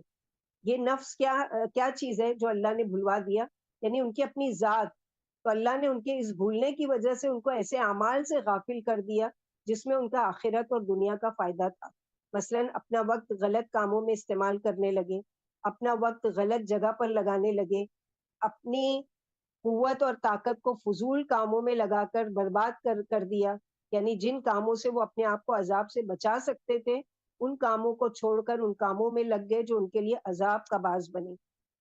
اور اسی طرح انسان، جیسے ہم لوگوں نے ابھی پڑھا تھا کہ خود فراموشی کیا ہے، خدا فراموشی جو ہے وہ خود فراموشی، یعنی اللہ کو بھولنا کیا ہے، جیسے اپنے آپ کو بھولوا دینا۔ تو اللہ کو بھولنے میں کیا کیا آتا ہے؟ نمبر 1 اللہ کے حکم کو چھوڑنا، نمبر 2 اللہ کے حق کو بھلا دینا، نمبر 3 اللہ کے شکر اور تعظیم کو چھوڑنا، نمبر 4 گناہ کرتے وقت اللہ کو بھول جانا کہ کوئی ہے ایسی ہستی جو میرے اس گناہ پر میری پکڑ کر سکتی ہے، اور یہی چیز بھلوا دیتا ہے نا۔ تو جہاں بھی ہم کو ایسے لگ رہا ہے کہ میں اللہ سے، اللہ کے ذکر سے دور ہو رہی ہوں، فوراً پلٹے اللہ کی طرف، کہیں اللہ ناراض ہو کر مجھے اپنے سے دور تو نہیں کر رہے ہیں، اور پھر کثرت کر دے نفل نماز کی، نفل صدقات کی، خیر کے کام، ہر وہ کام جو اللہ کو راضی کرنے والے ہیں اس میں زیادتی کریں اور جس سے ہمارا ایمان بڑھے۔ تو اللہ سے غافل والی 2 چیزیں ہیں، کیا ہے؟ مال اور اولاد، جیسا کہ یہاں پر بتایا گیا سورہ منافقون میں کہ یا ایھا الذین آمنوا لا تلھکم اموالکم ولا اولادکم عن ذکر اللہ، یعنی ایسا نہ ہو کہ اللہ کے ذکر سے تم کو تمہارے مال اور تمہاری اولادیں بھلوا دے۔ ہوتا ہے نا اپنی اولادوں کی پرورش میں، اس میں اتنے لگے ہوئے ہیں کہ فرصت ہی نہیں مل رہی اپنے آپ کو کے لیے کچھ کر سکوں، کل کے لیے تیاری میں کر سکوں، یا پھر مال کے کمانے میں، اس کو بڑھانے میں اور اس کو سجانے میں اور اس کو یہ کرنے میں اتنے لگے ہوئے کہ فرصت ہی نہیں مل رہی ہے کہ فرائض بھی ادا کر سکے. تو یہ ساری چیزیں کیا ہے کہ انہوں نے خود اپنے آپ کو اس میں بزی کرا، اللہ تعالیٰ نے بھی ان کو اسی میں مصروف کر دیا. جیسے کہ ایک حدیث قدسی میں کہ میرے بندو، اگر تم اپنے آپ کو میرے لیے فارغ کرو گے، یعنی میری عبادت کے لیے فارغ کرو گے، تو میں تمہارے ہاتھوں کو گنا سے بھر دوں گا. یعنی تھوڑا بھی رہے گا لیکن بے نیازی ہوگی، کہ فکر نہیں ہوگی، کمانے کی زیادتی کی ہوس نہیں ہوگی، اور پورا پڑ جائے گا. اور اگر تم ایسا نہیں کرو گے، یعنی اپنے آپ کو فارغ نہیں کرو گے میری عبادت کے لیے، تو میں تمہارے ہاتھوں کو ایسے اس میں مشغول کر دوں گا کہ پھر تم پلٹ کر آ ہی نہیں سکتے اللہ کی طرف. تو آج کتنے ہیں جو اس چیز سے محروم ہے، یعنی ان کی یا تو زندگی میں بولتے ہیں نا جیسے کہ یعنی سات کیا کہتے ہیں، 5 کی یا 8 کی یا 360 کی، یعنی 5 کی نہیں ہے ان کی زندگی میں، 5 وقت کی نماز نہیں ہے، 8 کی ہے یعنی جمعہ کی نماز، یا وہ بھی نہیں ہے تو 360 کی، یعنی سال میں ایک دفعہ عید کی نماز. تو یاد رکھو کہ جو نماز کے سے یہاں غفلت کرتا ہے، ایک دن اس کی بھی تو نماز پڑھی جائے گی. ایسی نماز کے اس میں وہ نہیں شامل ہوگا، یعنی وہ نہیں کھڑا ہو کر صف میں نماز پڑھ رہا ہوگا، بلکہ اس کے لیے لوگ نماز پڑھ رہے ہوں گے. تو وہ دن آنے سے پہلے کیا ہے، اپنے کل کے لیے ما قدمت لغد، اس کے لیے تیاری کریں. کیونکہ آگے کی آیت میں جو بتایا جا رہا ہے، لا یستوی اصحاب النار و اصحاب الجنہ اصحاب الجنت هم الفائزون، آگ والے اور جنت والے برابر نہیں ہو سکتے، قد میں، شکل میں، علم میں، اعمال میں، اخلاق میں، انجام میں ایک جیسے نہیں ہو سکتے، واضح فرق ہوتا ہے. اصحاب الجنہ هم الفائزون، جنت والے ہی کامیاب ہونے والے ہیں. تو اللہ سبحانہ و تعالیٰ یہاں پر دونوں کا فرق بتا رہے ہیں کہ یعنی قیامت کے دن اللہ کا ان دونوں کے بارے میں ایک ہی فیصلہ نہیں ہوگا.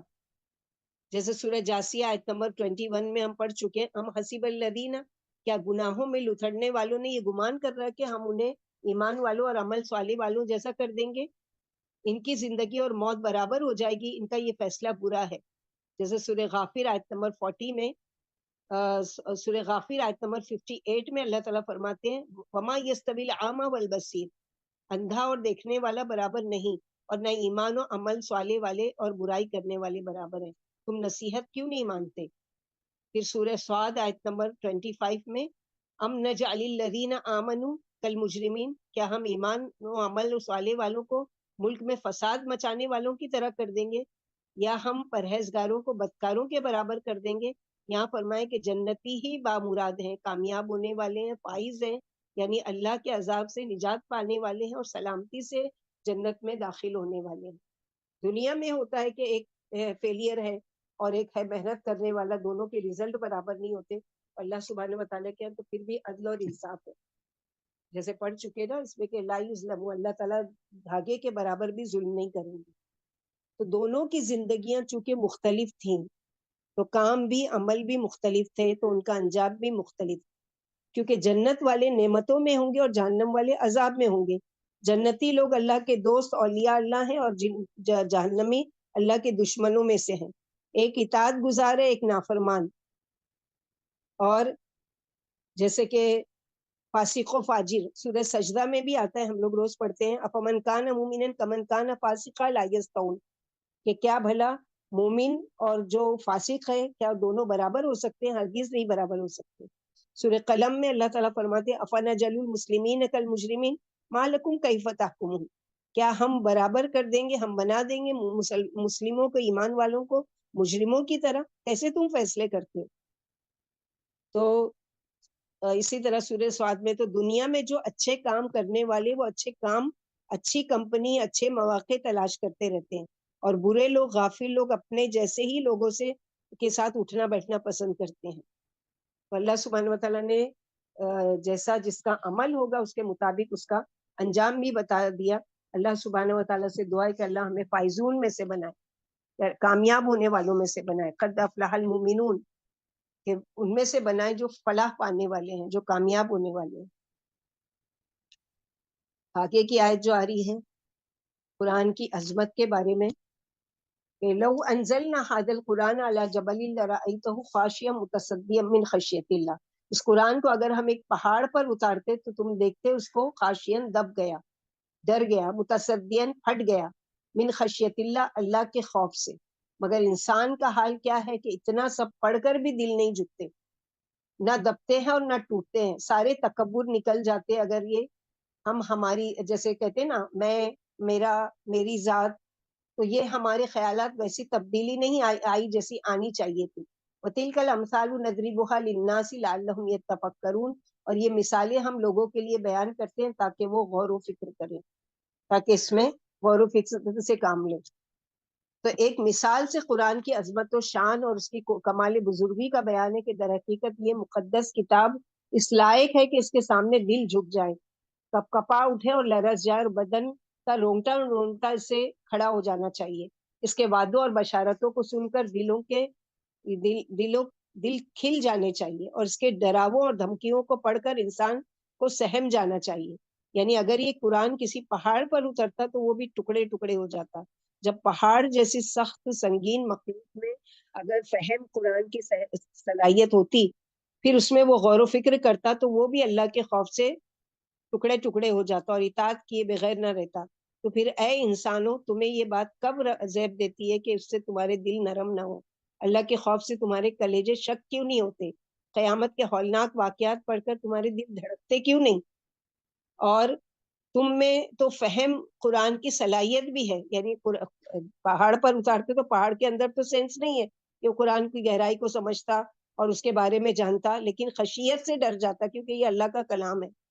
لیکن تم تو سمجھتے ہو نا قرآن کو، تم تو فہم رکھتے ہو نا، تم کو عقل سلیم دی ہے نا اللہ تعالیٰ نے۔ اللہ کے احکام کو اگر غور کرو تو سمجھ سکتے ہو، اور اگر سوچو سمجھو تو فائدہ اٹھا سکتے ہو۔ ابن عباس رضی اللہ تعالیٰ عنہ فرماتے ہیں یعنی اگر میں یہ قرآن کسی پہاڑ پر اتارتا اور اس پر رکھ دیتا تو وہ اس کے بوجھ سے اللہ کے ڈر سے پھٹ کر ٹکڑے ٹکڑے ہو جاتا ہے۔ اللہ نے اس آیت میں لوگوں کو حکم فرمایا کہ جب ان پر قرآن اترے تو انتہائی خوف و رغبت سے اسے قبول کریں اور متاثر ہوں۔ جیسے کہ ایک متواتر حدیث سے ثابت ہے کہ جب نبی صلی اللہ علیہ وسلم کے لیے ممبر تیار ہو گیا تو چونکہ اس سے پہلے آپ ایک کھجور کے تنے پر ٹیک لگا کر خطبہ دیا کرتے تھے، جب یہ نیا ممبر مسجد نبوی میں رکھ دیا گیا تو آپ نے اسی پر خطبہ دیا اور اس تنے کو چھوڑ دیا۔ اس وقت اس تنے سے بلک بلک کر اس طرح رونے کی آواز آئی جیسے کوئی بچہ سسکیاں لے لے کر روتا ہے، کیونکہ یہ ذکر اللہ کو سنا کرتا تھا جس سے ذرا دوری ہو گئی۔ یعنی پہلے اللہ کے نبی صلی اللہ علیہ وسلم سے ٹیک لگا کر اللہ کا کلام پڑھ کر سناتے تھے، اللہ کا ذکر کرتے تھے تو اس سے وہ خوش ہوا کرتا تھا، لیکن جب وہ اس سے اب وہ ممبر پر چلے گئے تو ظاہر ہے کہ یہاں سے دور ہو گئے، تو اس لیے اس کو رونا آیا اس بات پر کہ میں اللہ کے ذکر سے دور ہو گیا۔ حسن رحمت اللہ علیہ نے یہ حدیث بیان کر کے فرمایا تم کو اس تنے سے زیادہ رسول اللہ صلی اللہ علیہ وسلم کا مشتاق رہنا چاہیے، یعنی شوق ہونا چاہیے تمہارے دل میں قرآن کے بارے میں۔ اسی طرح یہ آیت کریمہ ہے کہ جب ٹھوس پہاڑوں میں اگر کلام اللہ سننے اور سمجھنے کی صلاحیت ہو تو وہ ریزہ ریزہ ہو جائیں اور اللہ کے خوف سے پھٹ پڑیں، تو تم تو سنتے اور سمجھتے بھی ہو، تمہیں کیا ہو گیا، کیوں نہیں جھکتے اللہ کے سامنے؟ جیسے سورہ اس میں فرمایا وَلَوْ أَنَّ قُرْآنًا، اگر کسی قرآن سے پہاڑ چلا دیے جاتے اور زمین کاٹ دی جاتی یا مردے بول پڑتے تو یہ قرآن ہوتا۔ تو اللہ سبحانہ و تعالیٰ کی یہاں پر اللہ کے کلام کی عظمت بتائی جا رہی ہے، تو اس میں کئی معنی ہے۔ ایک معنی تو یہ ہے کہ نبی صلی اللہ علیہ وسلم سے خطاب ہے کہ اگر ہم یہ قرآن کسی پہاڑ پر اتارتے تو یہ ٹھہر نہیں سکتا تھا، اس کو برداشت نہیں کر سکتا تھا، لیکن آپ کو اللہ تعالیٰ نے ثابت قدم رکھا۔ حالانکہ آپ صلی اللہ علیہ وسلم پر جب وحی نازل ہوتی تھی بڑی تکلیف ہی دہ کیفیت ہوتی تھی۔ آپ صلی اللہ علیہ وسلم اونٹ پر ہوتے اور وہ چرچرا کر بیٹھ جاتا، یعنی بوجھ سے آپ وحی کے کھڑا نہیں رہ پاتا تھا۔ ایک صحابی کا واقعہ ہے کہ ایک مرتبہ میں آپ صلی اللہ علیہ وسلم کی یعنی ران کے اوپر تھی اور اتنے میں وحی کا نزول شروع ہوا اور اس کی شدت اتنی تھی کہ میں سمجھ رہا تھا کہ شاید میری یہ ٹانگ کٹ جائے گی، یعنی اتنا وزن، اتنا بوجھ، اور وہ بوجھ اللہ کے نبی صلی اللہ علیہ وسلم پر ڈالا جاتا تھا اور اس کو بحسن خوبی اللہ کے اذن سے، اللہ کی مدد سے وہ اس چیز کو یعنی برداشت کر پاتے تھے۔ دوسرا معنی ہے ساری امت سے خطاب ہے کہ ہم سب کے لیے یہ سبق ہے کہ اگر اللہ اس پہاڑ کو یعنی उतारते, ठहराते और नसीहत करते तो वो अल्लाह के खौफ से गिर पड़ता पहाड़ पर, रेजा रेजा हो जाता। तो पहाड़ की निस्बत इंसान तो कम ताकतवर है, लेकिन साबित कदमी में वो ज्यादा है। अगर अल्लाह की इंसान इताअत करे, अल्लाह ताला की फरमा बरदारी करे तो वो कर सकता है, और जब अल्लाह की नाफरमानी करे तो वो अल्लाह को यानी अल्लाह के हक को रद्द करने की कुदरत रखता है। तो इससे क्या पता चलता है कि हमें नसीहतों को कबूल करना चाहिए, इसके अल्लाह के अहकामात के आगे झुकना चाहिए। बचपन से लेकर अब तक जो गलत आदतें, गलत तरीके हम इख्तियार कर चुके हैं, उसको तोड़कर, उसको छोड़कर अपने आप की इस्लाह करना चाहिए कुरान की रोशनी में। हम सबसे खिताब है इस आयत में। तीसरा मायने यह है कि काफिरों से खिताब है कि ये कुरान किसी पहाड़ पर नाजिल होता तो वो अल्लाह की खशियत से फट जाता, अल्लाह के सामने आजिजी करता, लेकिन तुम इसके अहकाम सुनकर ना इस पर ईमान लाते हो, ना इसके वादों पर यकीन रखते हो, और ना उसके डरावों से तुम डरते हो। तो यहाँ कुरान की शान व अजमत बयान की जा रही है कि कुरान का असर तो यानी बेजान चीजों पर भी होता है, तो तुम कैसे बेहिस हो चुके हो कि तुम पर कुछ असर ही नहीं होता। यानी इंसान हो, तुमको अल्लाह ताला ने तुम्हारी हिदायत के लिए कुरान भेजा है, और उसको कुरानी आयत सुनकर हक पसंद गैर मुस्लिमों की आंखों से तो आंसू भी बह जाते थे। जैसे हम लोग 7वां पारा जब शुरू हुआ था तो क्या पढ़े थे, वही समीउ मा उनजिला इला रसूल। हबशी बादशाह जो नजाशी था, कि जब उसने कुरान को सुना तो क्या है, हालांकि वो कुरान का आमिल नहीं था, पढ़ने वाला नहीं था, लेकिन पहली मर्तबा उसके सामने पढ़ा गया तो उसकी वजह से क्या है, उसकी खशियत की वजह से अल्लाह के उससे आंखों से आंसू बहने लगे। सूरह मायदा आयत नंबर 83, सॉरी 88। कुरानी आयत सुनकर अहले ईमान के दिल कांप उठते हैं।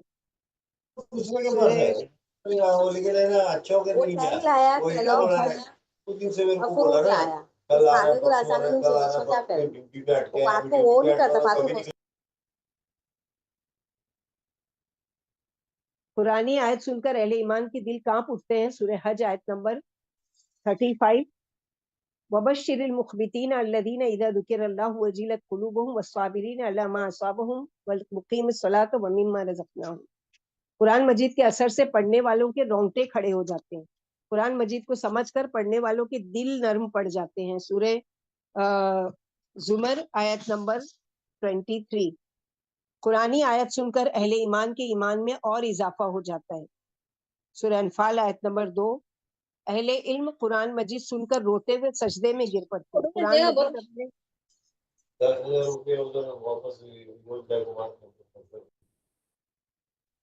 कुरान मजीद अपने सुनने वालों के खुशू खुजू में इजाफा करता है। कुरान मजीद की बात सूरतों ने रसूल सल्लल्लाहु अलैहि वसल्लम को वक्त से पहले बूढ़ा कर दिया था।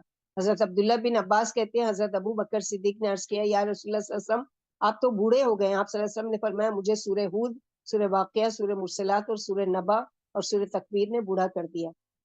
इसी तरह सूरह नजम की तिलावत के बाद रसूल अकरम सल्लल्लाहु अलैहि वसल्लम ने सजदे तिलावत किया, तो मुसलमानों के अलावा मुशरिकीन मक्का भी बेखुदी के आलम में सजदे में गिर गए, यानी उन पर भी कुरान का असर हुआ। कुरैशी सरदार उतबा बिन रबिया नबी करीम सल्लल्लाहु अलैहि वसल्लम से एक मरतबा मुज़ाकरात करने आए, यानी कुछ बात पर बहस करने आए, लेकिन सूरह फुस्सिलत की जब आयत सुनकर इस कदर मुतासिर हुआ कि कुछ कहे सुने बगैर ही वापस पलट गया, और सरदारा ने कुरैश से कहा, वल्लाह कुरान शायरी नहीं है, यानी ये कहानत नहीं है, ये अल्लाह का कलाम है। वो तवील हदीस है, अगर हम पढ़ सकते हैं, लेकिन टाइम नहीं है। कुरान मजीद की हलावत शीरीनी शहद और घी जैसी है। हज़रत अब्दुल्ला बिन अब्बास से रिवायत है कि आदमी नबी सल्लल्लाहु अलैहि वसल्लम की खिदमत में हाजिर हुआ और अर्ज की, या रसूलल्लाह सल्लल्लाहु अलैहि वसल्लम, मैंने रात को ख्वाब में देखा कि बादल से घी और शहद टपक रहा है, और लोग उससे अपने हाथों से के लब से लब भर रहे हैं, कोई कम लेता है, कोई ज्यादा लेता है। हजरत अबू बकर ने अर्ज किया, या रसूलल्लाह सल्लल्लाहु अलैहि वसल्लम, मेरा बाप आप सल्लल्लाहु अलैहि वसल्लम पर कुर्बान, वल्लाह मुझे इस ख्वाब की ताबीर बयान करने की इजाजत दीजिए। यानी ये जो इसने ख्वाब देखा है साहब ने, तो इसकी ताबीर मुझे बयान करनी है। आप सल्लल्लाहु अलैहि वसल्लम ने इरशाद फरमाया, अच्छा बताओ। हजरत अबू बकर ने कहा, बादल तो इस्लाम है, और बादल से टपकने वाले घी और शहद से मुराद कुरान मजीद की हलावत और शीरीनी है, और कम या ज्यादा हासिल करने से मुराद कुरान मजीद कम या ज्यादा याद करना है, यानी जिसके नसीब में जो होता है, जो कोशिश करता है, उसके मुताबिक वो उसको जमा कर लेता है। اور حضرت ابو بکر صدیق کا حال یہ تھا کہ قرآن مجید کی تلاوت جب کرتے تھے تو مشرکین مکہ کی عورتیں اور بچے سننے کے لیے ایک ہجوم اکٹھا ہو جاتا تھا. تو قرآن کی عظمت اتنی بڑی ہے اور ہم لوگ اس کو معمولی کتاب سمجھے ہوئے ہیں نا، یعنی بس یہ کہ ہاں ٹھیک ہے پڑھ رہے ہیں نا، کر رہے ہیں نا، لیکن واقعی اب تک صحیح معنوں میں ہمارے دل میں کئی مرتبہ پڑھ کر گزر چکے اس سے، لیکن اب تک وہ خشیت نہیں آئی ہے، وہ نہیں آئی ہے، وہ بات نہیں آئی ہے کہ جس سے اللہ کے ذکر سے وہ ہے نا کہ ابھی وہ وقت نہیں آئے کہ تمہارے دل اللہ کے ذکر کے آگے جھک جائے یا لرز جائے یا ڈر جائے. تو واقعی ابھی کیفیت نہیں آئی. اللہ کرے کہ اللہ تعالیٰ ہمارے اندر وہ تقویٰ، وہ خوف، وہ خشیت اللہ تعالیٰ اپنی ڈالے کہ جس کے ذریعے سے ہم صحیح معنوں میں اس قرآن کی عظمت کو پہچان سکے اور غور و فکر کریں. وَتِلْكَ الْأَمْثَالُ نَضْرِبُهَا، یہ مثالیں اللہ تعالیٰ بیان کر رہے ہیں ایک پہاڑ کی مثال کے ذریعے کہ لِلنَّاسِ، تمام لوگوں کے لیے، صرف ایمان والوں کو خطاب نہیں ہے، قرآن ہر ایک کے لیے، قرآن فور آل ہے، سب کے لیے ہے. اور یہ کس لیے ہے، اس کی اصل وجہ کیا بیان کی جا رہی ہے، لعلہم یتفکرون، شاید کہ وہ غور و فکر کریں.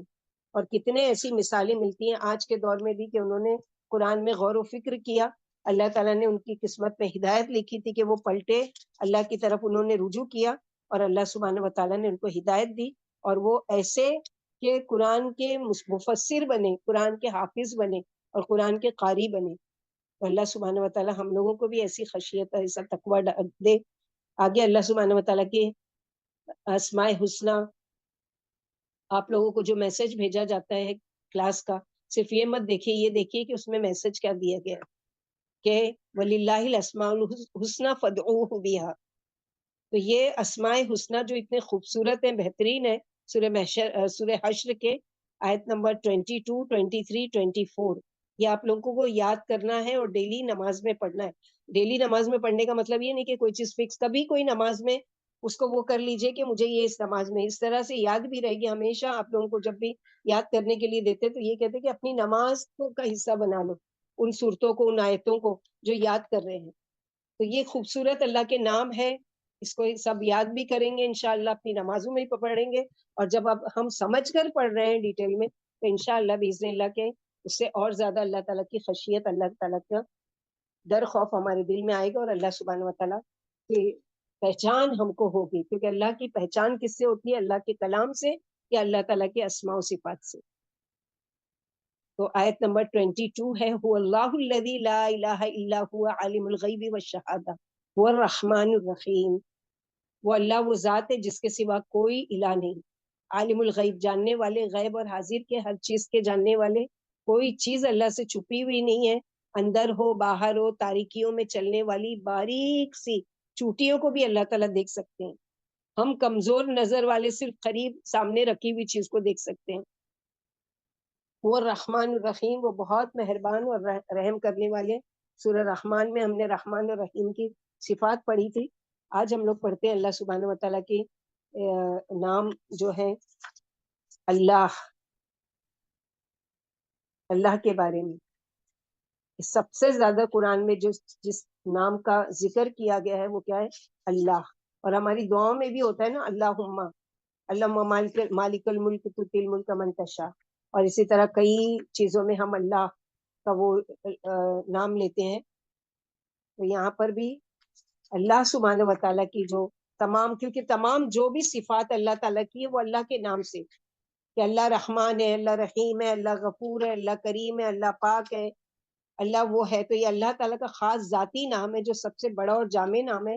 یہ اسم تمام اسماء حسنی میں سب سے زیادہ شان والا ہے، اس لیے اس کو اسم اعظم بھی کہا جاتا ہے. مخلوق میں اس جیسا کسی کا نام نہیں ہو سکتا. یعنی اللہ کسی کا نام نہیں رکھ سکتے، عبد الرحمن رکھ سکتے، عبد الرحیم رکھ سکتے، عبد الکریم رکھ سکتے، لیکن اللہ نہیں رکھ سکتے. اسی لیے نہ تو اس اسم کی کوئی تثنیہ یا جمع ہے، نہ ہی اس کی تانیث ہے. یعنی نہ اس کا سنگولر ہے، نہ پلورل ہے، نہ کوئی میل نہ فیمیل ہے. یہ اسم اسی طرح مستعمل ہے دوسری زبانوں میں جو الفاظ اس اسم کے لیے استعمال ہوتے ہیں وہ سب معبود یعنی الہ کے معنی میں استعمال ہوتے ہیں. یعنی اللہ، ان لوگوں کا جو الہ بنا لیا تھا ان لوگوں نے، اس سے لفظ اللہ، اللہ واجب الوجود ہے، یعنی جس کا ازل سے ابد تک رہنا ضروری ہے، وہ ہمیشہ سے اور ہمیشہ رہیں گے. قرآن پاک میں سورہ طٰہٰ آیت نمبر 14 میں اللہ تعالیٰ فرماتے ہیں اننی ان اللہ لا الہ الا انا فاعبدنی واقم الصلاۃ لذکری. اللہ تعالیٰ کی صفات جمال و جلال، قدرت و عظمت اور بلند و بالا شان پر مبنی نہایت جامع آیت ہے سورہ بقرہ میں آیت الکرسی. اللہ تعالیٰ کے بہترین ناموں کو وہاں پر مینشن کیا گیا ہے. پھر اسی طرح سورہ رعد میں الا بذکر اللہ تطمئن القلوب، سورہ رعد آیت نمبر 28. اور لا تجل مع اللہ الہا آخر، سورہ بنی اسرائیل آیت نمبر 22. اللہ تعالیٰ جو الہ اور معبود ہے، تمام خلق کو پیدا کرنے والے ہیں، اس جیسا کسی کا نام ہو ہی نہیں سکتا، اور نہ اس جیسی صفات کسی اور میں ہے.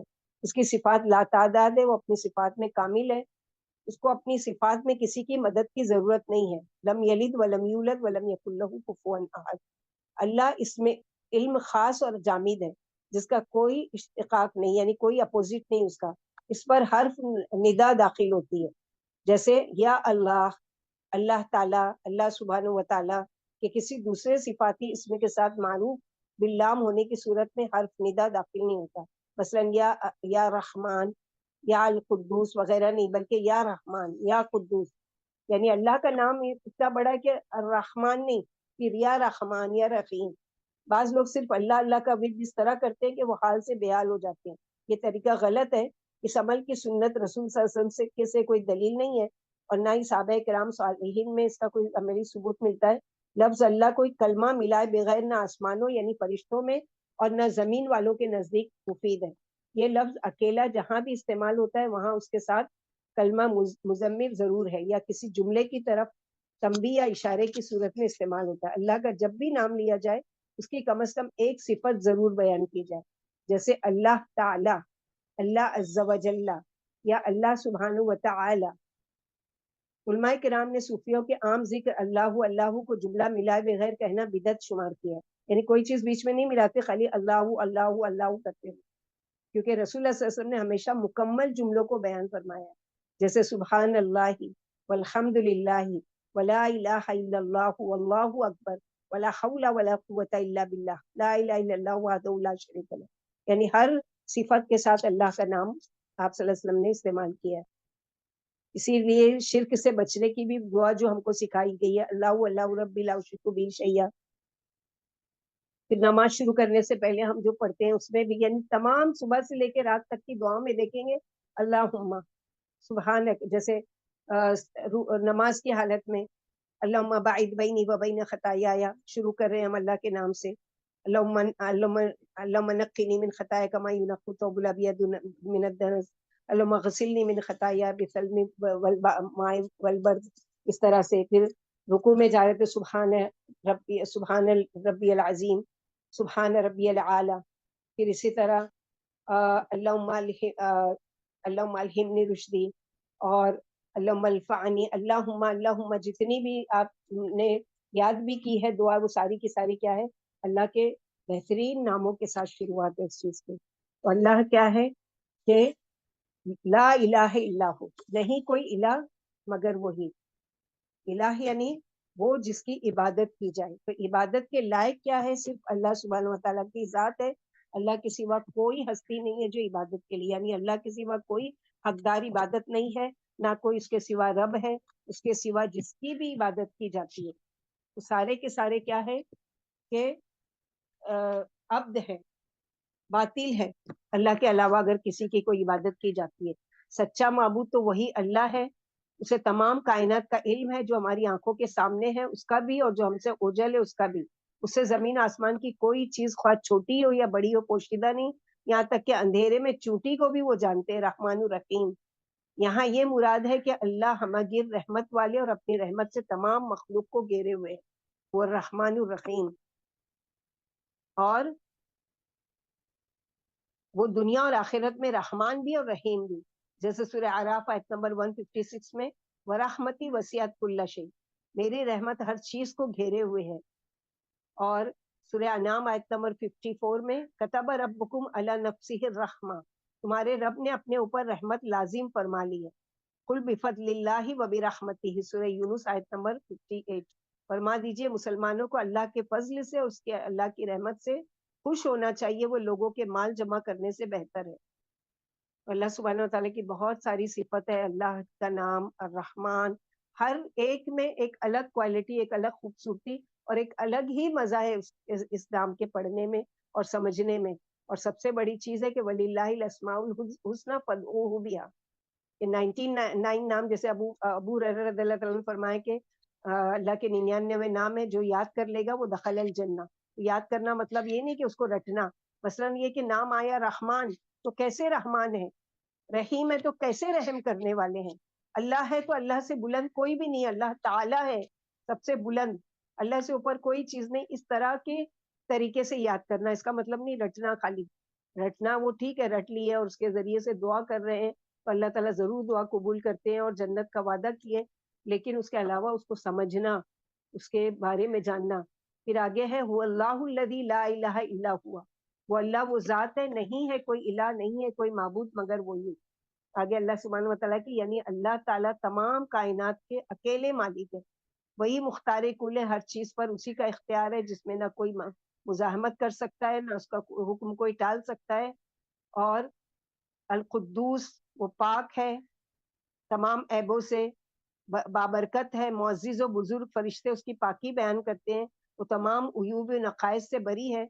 अल्लाह की ज़ात, सिफ़ात और अफ़आल सब कमाल वाले हैं, उसकी मखलूक को उसकी तरफ से जुल्म का डर नहीं, और उसने ये कहकर के वो हक है, उन्हें अमन दे दी है, वो ईमानदार बंदों के ईमान की तस्दीक करने वाले हैं, मखलूक के अमल को देख रहे हैं, उन पर निगरान व मुहासिब हैं, जैसे कि सूरह मुजादिला में पढ़ चुके आयत नंबर 6 में, वल्लाहु अला कुल्ली शैइन शहीद, अल्लाह हर चीज को खूब देख रहे हैं।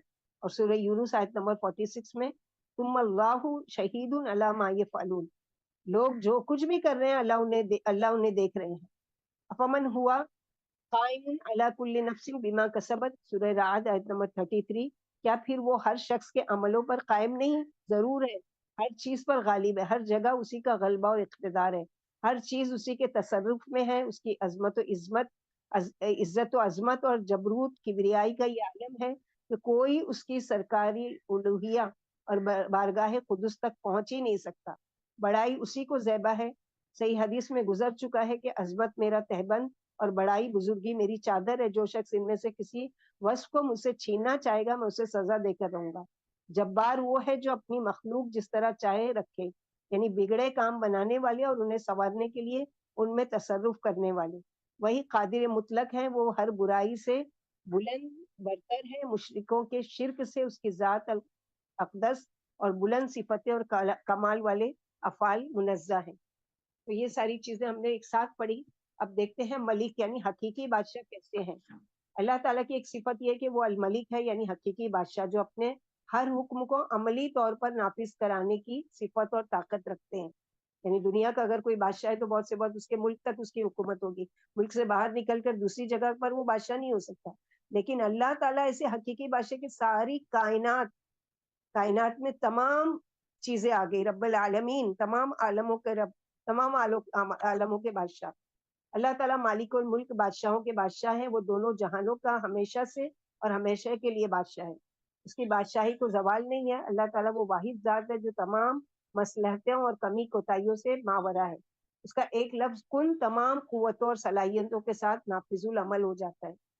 जैसे कि अल्लाह सुब्हानहू व तआला सूरह मोमिनून में, तआला अल्लाहुल मलिकुल हक ला इलाहा इल्ला हुवा रब्बुल अर्शिल करीम, अल्लाह ताला जिस अर्श पर मुस्तवी है उसकी सिफत करीम बयान फरमाई कि वहां से रहमतों और बरकतों का नुजूल होता है। अल्लाह ताला अपनी तमाम तर हिकमतों और मसलहतों के मुताबिक एक मुकम्मल निज़ाम चलाते हैं, अगरचे वो एक लफ्ज कुल कहने से हर अमल को मुकम्मल करने की पूरी कुदरत रखते हैं, लेकिन उसके बावजूद उसने हर काम को एक कामिल निज़ाम के तहत मुकम्मल किया और जमीन और आसमान और कायनात की हर चीज को एक मुकर्ररा मुद्दत के अंदर मुकम्मल किया, और फिर उसको इसी तरह खास तरीके कार के तहत खत्म भी कर देंगे। और वे उन तमाम उम्र पर मुकम्मल गिरफ्त और कुदरत रखते हैं क्योंकि वो अल मलिक है।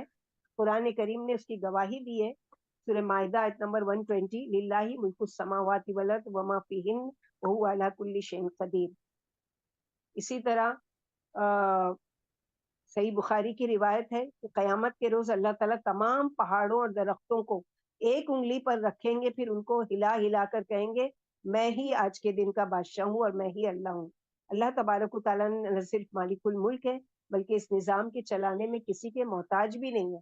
یعنی دنیا کا بادشاہ تو اس کو فوج چاہیے، سپاہی چاہیے اور اس کے ساتھ ہتھیار چاہیے، اور اگر وہی مل کے اس کو قتل کر دے تو وہ کچھ نہیں کر سکتا. لیکن اللہ تعالیٰ یہ سب چیزوں سے بھی ورا ہے، یعنی اللہ کو بھی ضرورت نہیں ہے ان سب چیزوں کی.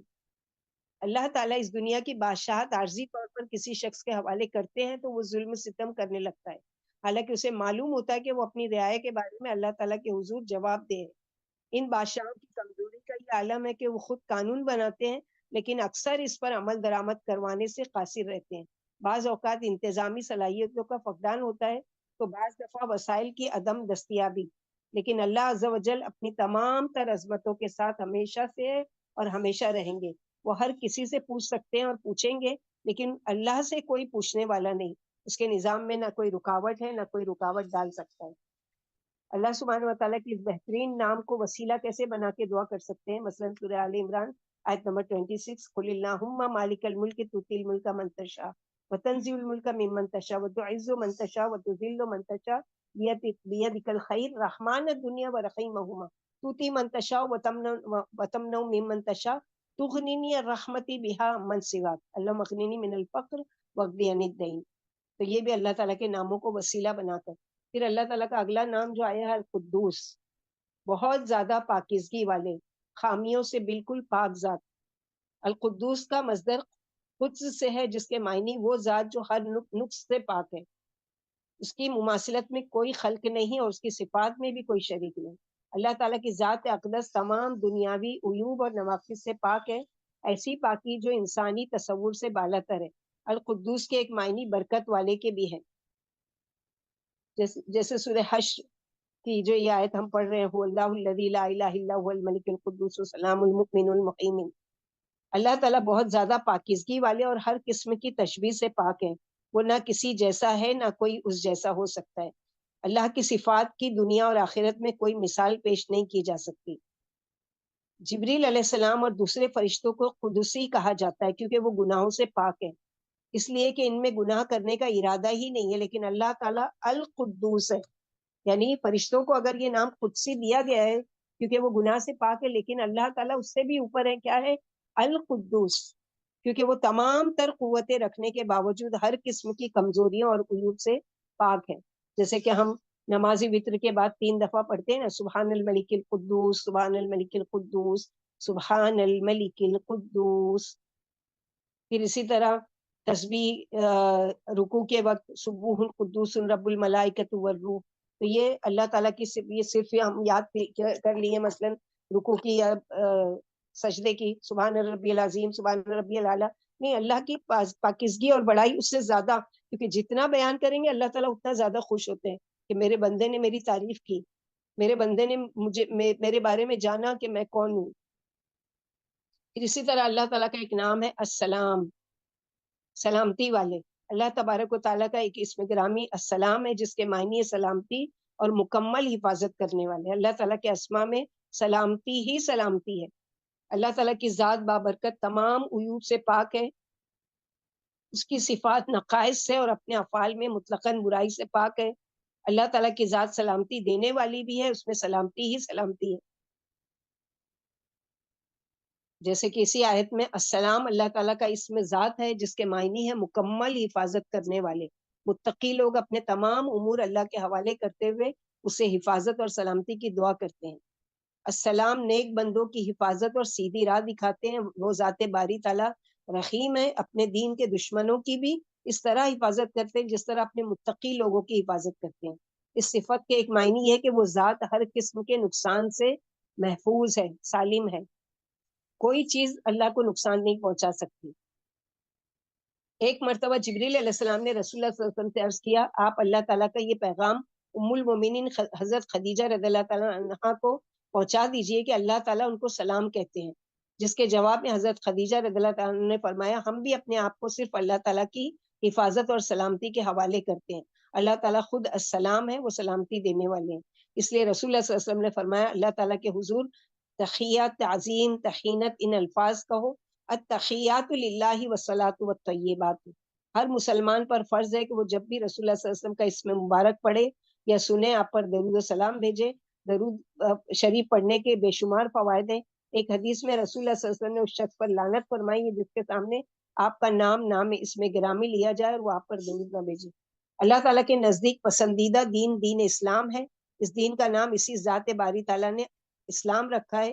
اسلامی اصولوں پر چلتے ہوئے پکے سچے مسلمان بننے اور اپنے آپ کو مسلمان کہلانے میں فخر محسوس کیجیے۔ مسلمان جہاں کہیں بھی وہ سلامتی کا علمبردار ہوتا ہے۔ ہر مسلمان کے دوسرے مسلمان پر 6 حقوق ہیں۔ ان میں یہ ایک ہے کہ وہ جب کسی مسلمان سے ملے تو اسے السلام علیکم کہے اور سننے والا اس کا جواب وعلیکم السلام کہے۔ اللہ تعالیٰ سے سلامتی کے لیے جیسے ہم ہر فرض نماز کے بعد سلام پھیر کر دعا کرتے ہیں، اللہم انت السلام ومنک السلام تبارک یا ذی الجلال والاکرام، اسی طرح اللہ تعالیٰ کا ایک نام ہے المؤمن، امن دینے والے۔ اللہ تعالیٰ امن دینے والے اور امن کی ضمانت بھی فراہم کرنے والے۔ اللہ تعالیٰ کی ذات میں امن ہی امن ہے، چونکہ وہ ذات باری تعالیٰ امن کو پیدا کرنے والی ہے، اس لیے اس سے امن طلب کیا جاتا ہے۔ ایسا امن جو اس کی ذات کے علاوہ کسی اور سے مقصود ہی نہیں ہے۔ امن سے بڑھ کر روئے زمین پر کوئی نعمت نہیں ہے۔ امن کا مترادف اپوزٹ یعنی خوف ہے، جس سے ہر کوئی پناہ مانگتا ہے، یعنی کوئی بھی خوف میں رہنا نہیں چاہتا، ہر کوئی چاہتا ہے کہ امن سے رہے۔ المؤمن کی ذات میں امن و سلامتی ہے۔ اس ذات باری تعالیٰ نے دنیا میں امن قائم کرنے کے لیے انبیاء کو مبعوث فرمایا اور کتابیں نازل فرمائی۔ اس کے انبیاء دنیا میں امن کا پیغام لے کر آئے جن کے برہان میں سچائی ہے۔ سورہ انعام، وَأَيُّ الْفَرِيقَيْنِ أَحَقُّ بِالْأَمْنِ إِن كُنتُمْ تَعْلَمُونَ، یعنی نبیوں کو بھیجنے کا مقصد ہی یہی تھا کہ وہ امن و امان قائم رکھے۔ اللہ تعالیٰ نے قرآن کریم میں جا بجا دعوت فکر دی کہ غور کرو امن کا مستحق کون ہو سکتا ہے۔ ایک وہ شخص جو اللہ تعالیٰ کی نافرمانی کرتے ہوئے اس کے ساتھ شرک کرتا ہے، یا وہ شخص جو اس کی توحید کا قائل ہے۔ اللہ تعالیٰ نے اہل توحید کو امن کی ضمانت دی جس سے ان کے دلوں کو سکینت حاصل ہوتی ہے۔ امن کا مترادف خوف ہے۔ اللہ تعالیٰ نے سورہ قریش میں اہل قریش سے بہت بڑا احسان جتلایا ہے کہ کیا ہم نے تم کو خوف سے امن نصیب نہیں کیا؟ وَآمَنَهُم مِّنْ خَوْفٍ، جب کسی قوم کی بدعملیوں کی مقدار بڑھ جاتی ہے، امن و امان کی صورتحال ابتر ہو جاتی ہے اور اہل زمین پر ظلم و تعدی سے لوگ عاجز آ جاتے ہیں، کمزور اور ناتواں مقابلے کی طاقت نہیں رکھتے، تو اللہ تعالیٰ اپنے بندوں کے ذریعے امن و امان قائم کرتے ہیں، ظالم و جابر لوگوں کو نیست و نابود کر دیتے ہیں۔ اللہ تعالیٰ نے دنیا میں امن قائم کرنے کے لیے جہاد کا حکم دیا۔ جہاد کو امن کا پیامبر کہا گیا ہے۔ جہاد سے امن کا دور دورہ ہوتا ہے اور باطل قوتیں دب جاتی ہیں۔ مومن کے ایک معنی ایمان لانے والا اور تصدیق کرنے والا بھی ہے۔ اہل ایمان امن کے علمبردار اور دنیا کے لیے امن و سلامتی اور بھائی چارے کی فضا قائم کرنے والے ہیں۔ امن قائم کرنے کے لیے جہاد اور جہاد کی تیاری کے سلسلے میں اصلاح کا حصول اور اس کی تربیت حاصل کرنا اللہ تعالیٰ نے اسی لیے ضروری قرار دیا کہ یہ چیزیں امن کی ضمانت ہے۔ امن اور سلامتی کے لیے ہر روز 3 مرتبہ ہم کو دعا مانگنا چاہیے۔ بسم اللہ الذی لا یضر مع اسمہ شیء فی الارض ولا فی السماء وهو السمیع العلیم، یعنی اللہ تعالیٰ کے نام کے ساتھ جس کے نام کے ساتھ زمین و آسمان میں کوئی چیز نہیں نقصان پہنچا سکتی، یعنی ہم امن میں آ سکتے ہیں۔ اسی طرح اللہ تعالیٰ کا جو ایک نام ہے المخیمن، یہ ساری ان آیتوں میں آیا ہے، آیت نمبر 23 میں کہ المخیمن، اللہ تعالیٰ اپنی مخلوق کے تمام امور پر محافظ ہے، وہ ہر بھید سے واقف ہے، وہ اپنے بندوں کی نگرانی کرتے ہیں، ان کی حفاظت کرتے ہیں جس طرح نگرانی اور حفاظت کرنے کا حق ہے۔ اللہ تعالیٰ اپنی مخلوق کی حیات، موت، عمل، رزق اور اجل وغیرہ پر گواہ اور محافظ ہے۔ اللہ تعالیٰ آخرت میں تمام نیک و بد اعمال کے بدلے میں اجر و ثواب اور عذاب دینے پر نگہبان ہے۔ وہ نہ تو کسی نیک عمل کا بدلہ کم کریں گے اور نہ کسی گناہ گار کو اس کے عمل سے زیادہ سزا دیں گے۔ اللہ تعالیٰ تمام دنیاوی اور اخروی عمل کا پورا بدلہ دینے والے ہیں جو نہایت انصاف پر مبنی ہوگا۔ وہ تمام خفیہ امور سے مطلع ہے، وہ سینوں کے بھید جانتے ہیں اور اس کے علم نے ہر چیز کو گھیر رکھا ہے، اور وہ اپنی مخلوق کے ہر عمل کے محافظ اور نگہبان ہے۔ یعنی کوئی بھی نیکی کا عمل ہمارا ایسی ضائع نہیں ہو رہا ہے، بلکہ اللہ کی نظر میں کیا ہے، وہ حفاظت ہو رہی ہے۔ خلوص نیت کے ساتھ عمل کرنا ہے اور اللہ پر بھروسہ کرتے ہوئے اپنے تمام معاملات المخیمین کے سپرد کر دینا ہے۔ ہر الہامی کتب اپنے سے ماقبل کی تصدیق کرنے والی رہی ہے۔ قرآن کریم میں بھی پہلے کی کتابوں کی تصدیق کرنے والا ہے، لیکن قرآن کریم مصدق ہونے کے ساتھ ساتھ مخیمن، محافظ، امین، شاہد اور حاکم بھی ہے، یعنی قرآن مجید کا فیصلہ ہی آخری فیصلہ ہوگا۔ اس لیے قبل کتابوں میں تحریف ہو چکی ہے، لیکن قرآن کریم تمام تحریفات سے پاک ہے، کیونکہ اس کی حفاظت المخیمن نے اپنے ذمے لی ہے۔ حفاظت کا ذمہ، انا نحن نزلنا الذکر و انا لہ لحافظون. تو جب اللہ مخیمن نے ذمہ داری لی ہے تو اللہ کی کتاب میں کون اس میں پھیر بدل کر سکتا ہے؟ اس میں کوئی تبدیلی نہیں کر سکتا. عصر حاضر میں کفار نے بہت کوشش کر لی کہ وہ قرآن کریم میں تحریف کرے، لیکن اس میں ان کو کامیابی نہیں ملی. اسی طرح اللہ تعالیٰ کا ایک نام ہے العزیز، غالب، قابل عزت، صاحب مرتبہ. اللہ تعالیٰ کی ایک صفت یہ ہے کہ وہ کائنات کی ہر چیز پر غالب ہے. اللہ تعالیٰ صاحب عز و شرف اور ہر کام بخوبی انجام دینے میں کامل قدرت رکھتے ہیں. کوئی چیز اللہ کی گرفت سے باہر نہیں ہے. حضرت ابو دردہ رضی اللہ عنہ سے روایت ہے کہ ایک رات رسول اللہ صلی اللہ علیہ وسلم صبح تک اس آیت کو پڑھتے رہے، ان تعظموا فإنهم عبادک وإن تغفر لهم فإنک انت العزیز الحکیم. سورہ مائدہ آیت نمبر 118. کہ اگر آپ سزا دے تو آپ قادر ہیں، اور اگر آپ معاف کریں تو آپ یعنی بڑے رؤوف و رحیم ہے، یعنی زبردست ہے، اور یہ حکیم ہے، حکمت والے ہیں. تو میں نے صبح آپ سے ایک ہی آیت کو نماز میں بار بار پڑھنے کا سبب دریافت کیا. آپ نے فرمایا اس آیت کو بار بار پڑھ کر میں نے اللہ سے شفاعت کی التجا کی تھی، اور اللہ تعالیٰ نے میری التجا قبول کر لی. انشاءاللہ میری امت میں سے جو شخص بغیر شرک کیے مرے گا اس کو میری شفاعت ضرور نصیب ہوگی. اصل عزت اور غلبہ اللہ تعالیٰ کا ہے. اللہ تعالیٰ عزت اور غلبے کے منبع اور سرچشمہ ہے. اس کی عزت اور غلبے کی کوئی مثال نہیں ہے. وہ جسے چاہتے ہیں اور جس قدر چاہتے ہیں عزت اور دوسری قوموں پر غلبہ عطا فرماتے ہیں، اور جسے ذلت سے دوچار کرنا چاہے اسے کوئی ذلت سے بچا نہیں سکتا. دنیا میں ہر عزت والا اور غالب اس کی ذات سے عطا شدہ، یعنی اگر کسی کو اللہ تعالیٰ نے عزت دی ہے یا غلبہ دیا ہے یا قوت اور طاقت، تو یہ اس عزیز کی دی ہوئی ہے. تو بندے کو اللہ تعالیٰ کا بندہ بن کے رہنا چاہیے، عبد العزیز بننا چاہیے، عزیز نہیں بننا چاہیے. عزیز نے اپنی رضامندی کو اپنی اطاعت میں چھپا رکھا ہے، لہٰذا کسی عمل کو چھوٹا نہ سمجھا جائے، نہ معلوم اللہ تعالیٰ کی رضا اس عمل میں چھپی ہو. رسول اللہ صلی اللہ علیہ وسلم کی جو دعا ہے، جو اللہ تعالیٰ نے خود سکھائی اپنی طرف سے، انکساری اور عاجزی اور اللہ تعالیٰ کی محبت، عزت و مرتبہ، غلبہ اور حکمت میں پنہا انسان کو اپنے تمام تر معاملات العزیز کی مشیت کے سپرد کر دینے چاہیے. اللہ تعالیٰ کی عظمت کا کمال یہ ہے کہ وہ اپنے بندوں کو دعا کے الفاظ بھی خود سکھاتے ہیں، پھر ان کو شرف قبولیت بھی خود بخشتے ہیں. اللہ تعالیٰ اپنے نیک بندوں کو دنیا میں بھی رسوائی سے بچاتے ہیں اور آخرت میں بھی رسوائی سے بچائیں گے. اللہ تعالیٰ ایسے غالب ہیں کہ اس کو کوئی زیر کرنا یا اس تک برائی کو پہنچانا ناممکن ہے. اس کی طاقت اور رسائی ہمیشہ سے قائم اور ہمیشہ قائم رہے گی. جس طرح وہ تمام کائنات کو پیدا کرنے پر قدرت رکھتے ہیں، اسی طرح وہ تمام کائنات کو ختم کرنے پر بھی قدرت رکھتے ہیں. اس مخلوق کو دوبارہ زندہ کر کے اپنے دربار میں حاضر کرنے پر بھی مکمل قدرت رکھتے ہیں. جیسے کہ آزمائشوں سے بچنے کے لیے ہم دعا کرتے ہیں کہ ربنا لا تجعلنا فتنة للذین کفروا واغفر لنا ربنا انک انت العزیز الحکیم.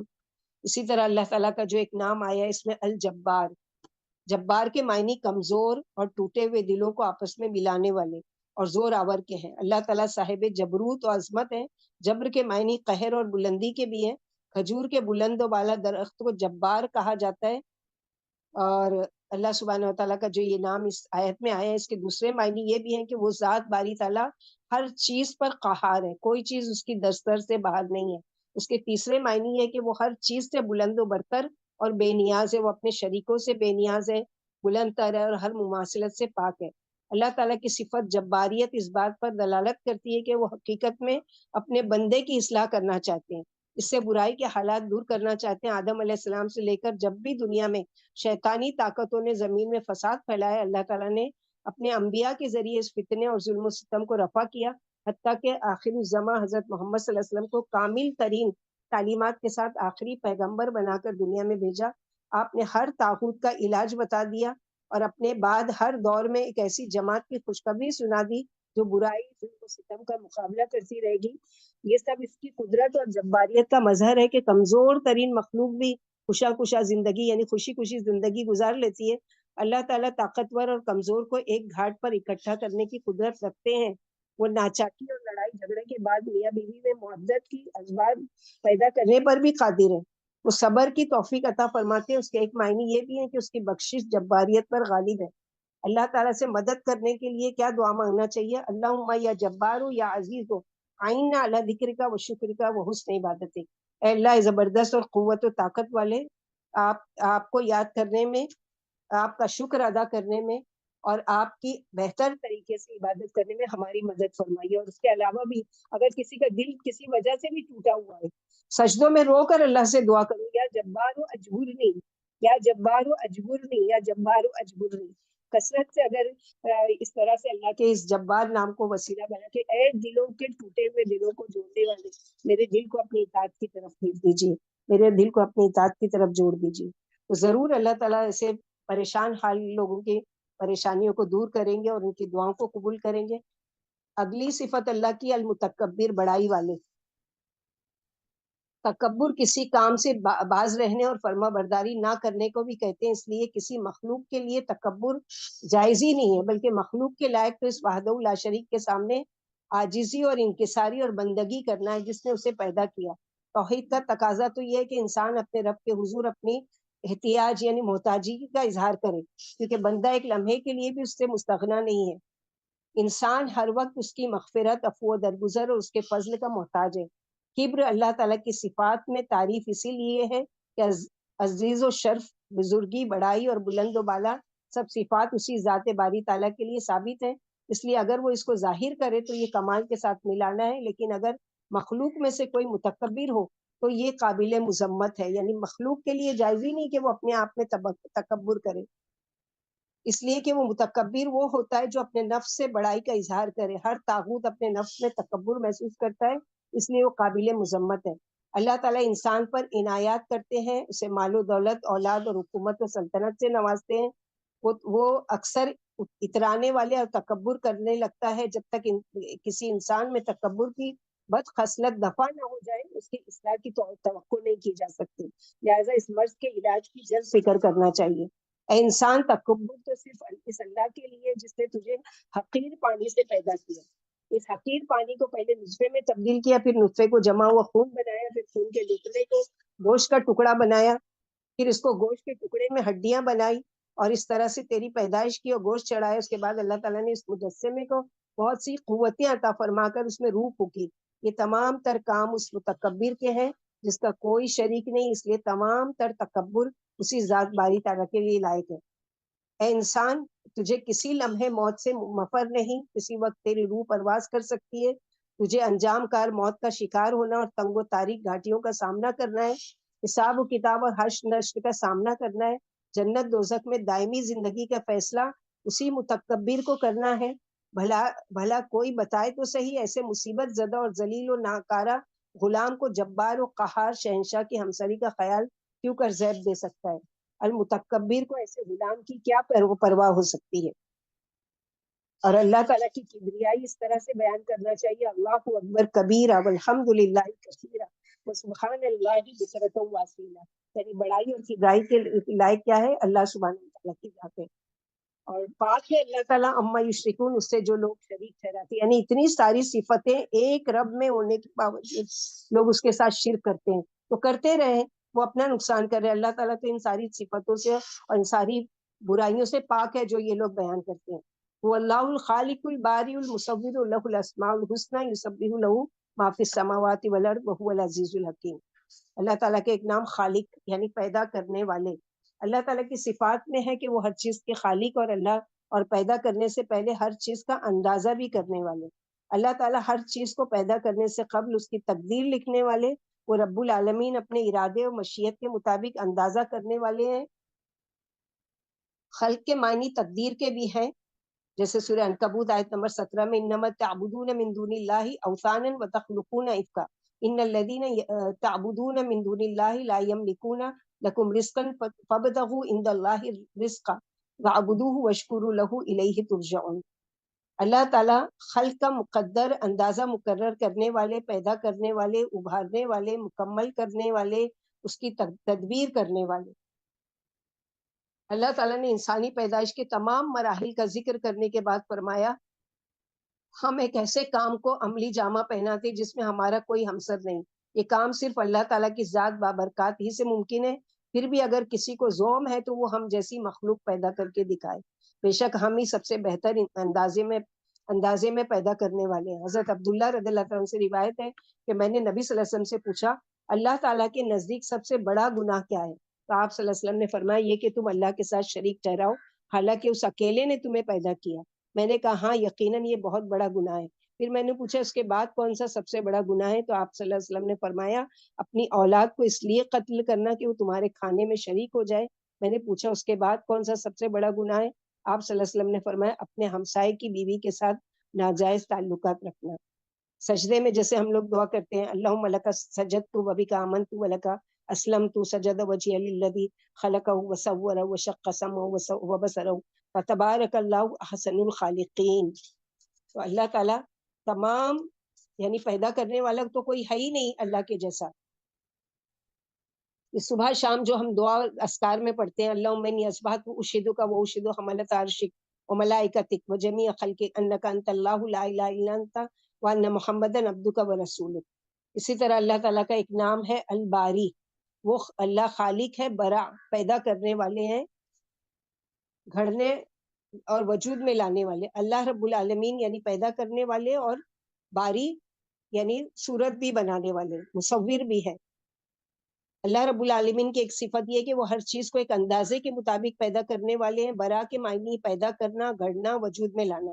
اللہ تعالیٰ کی صفت اس حیثیت سے ہے کہ وہ ذات باری تعالیٰ موجد ہے، یعنی ایجاد کرنے والے. اور اسی طرح انسان اگر اپنے وجود پر غور کرے تو اسے احساس ہوگا کہ وہ پہلے کچھ بھی نہیں تھا.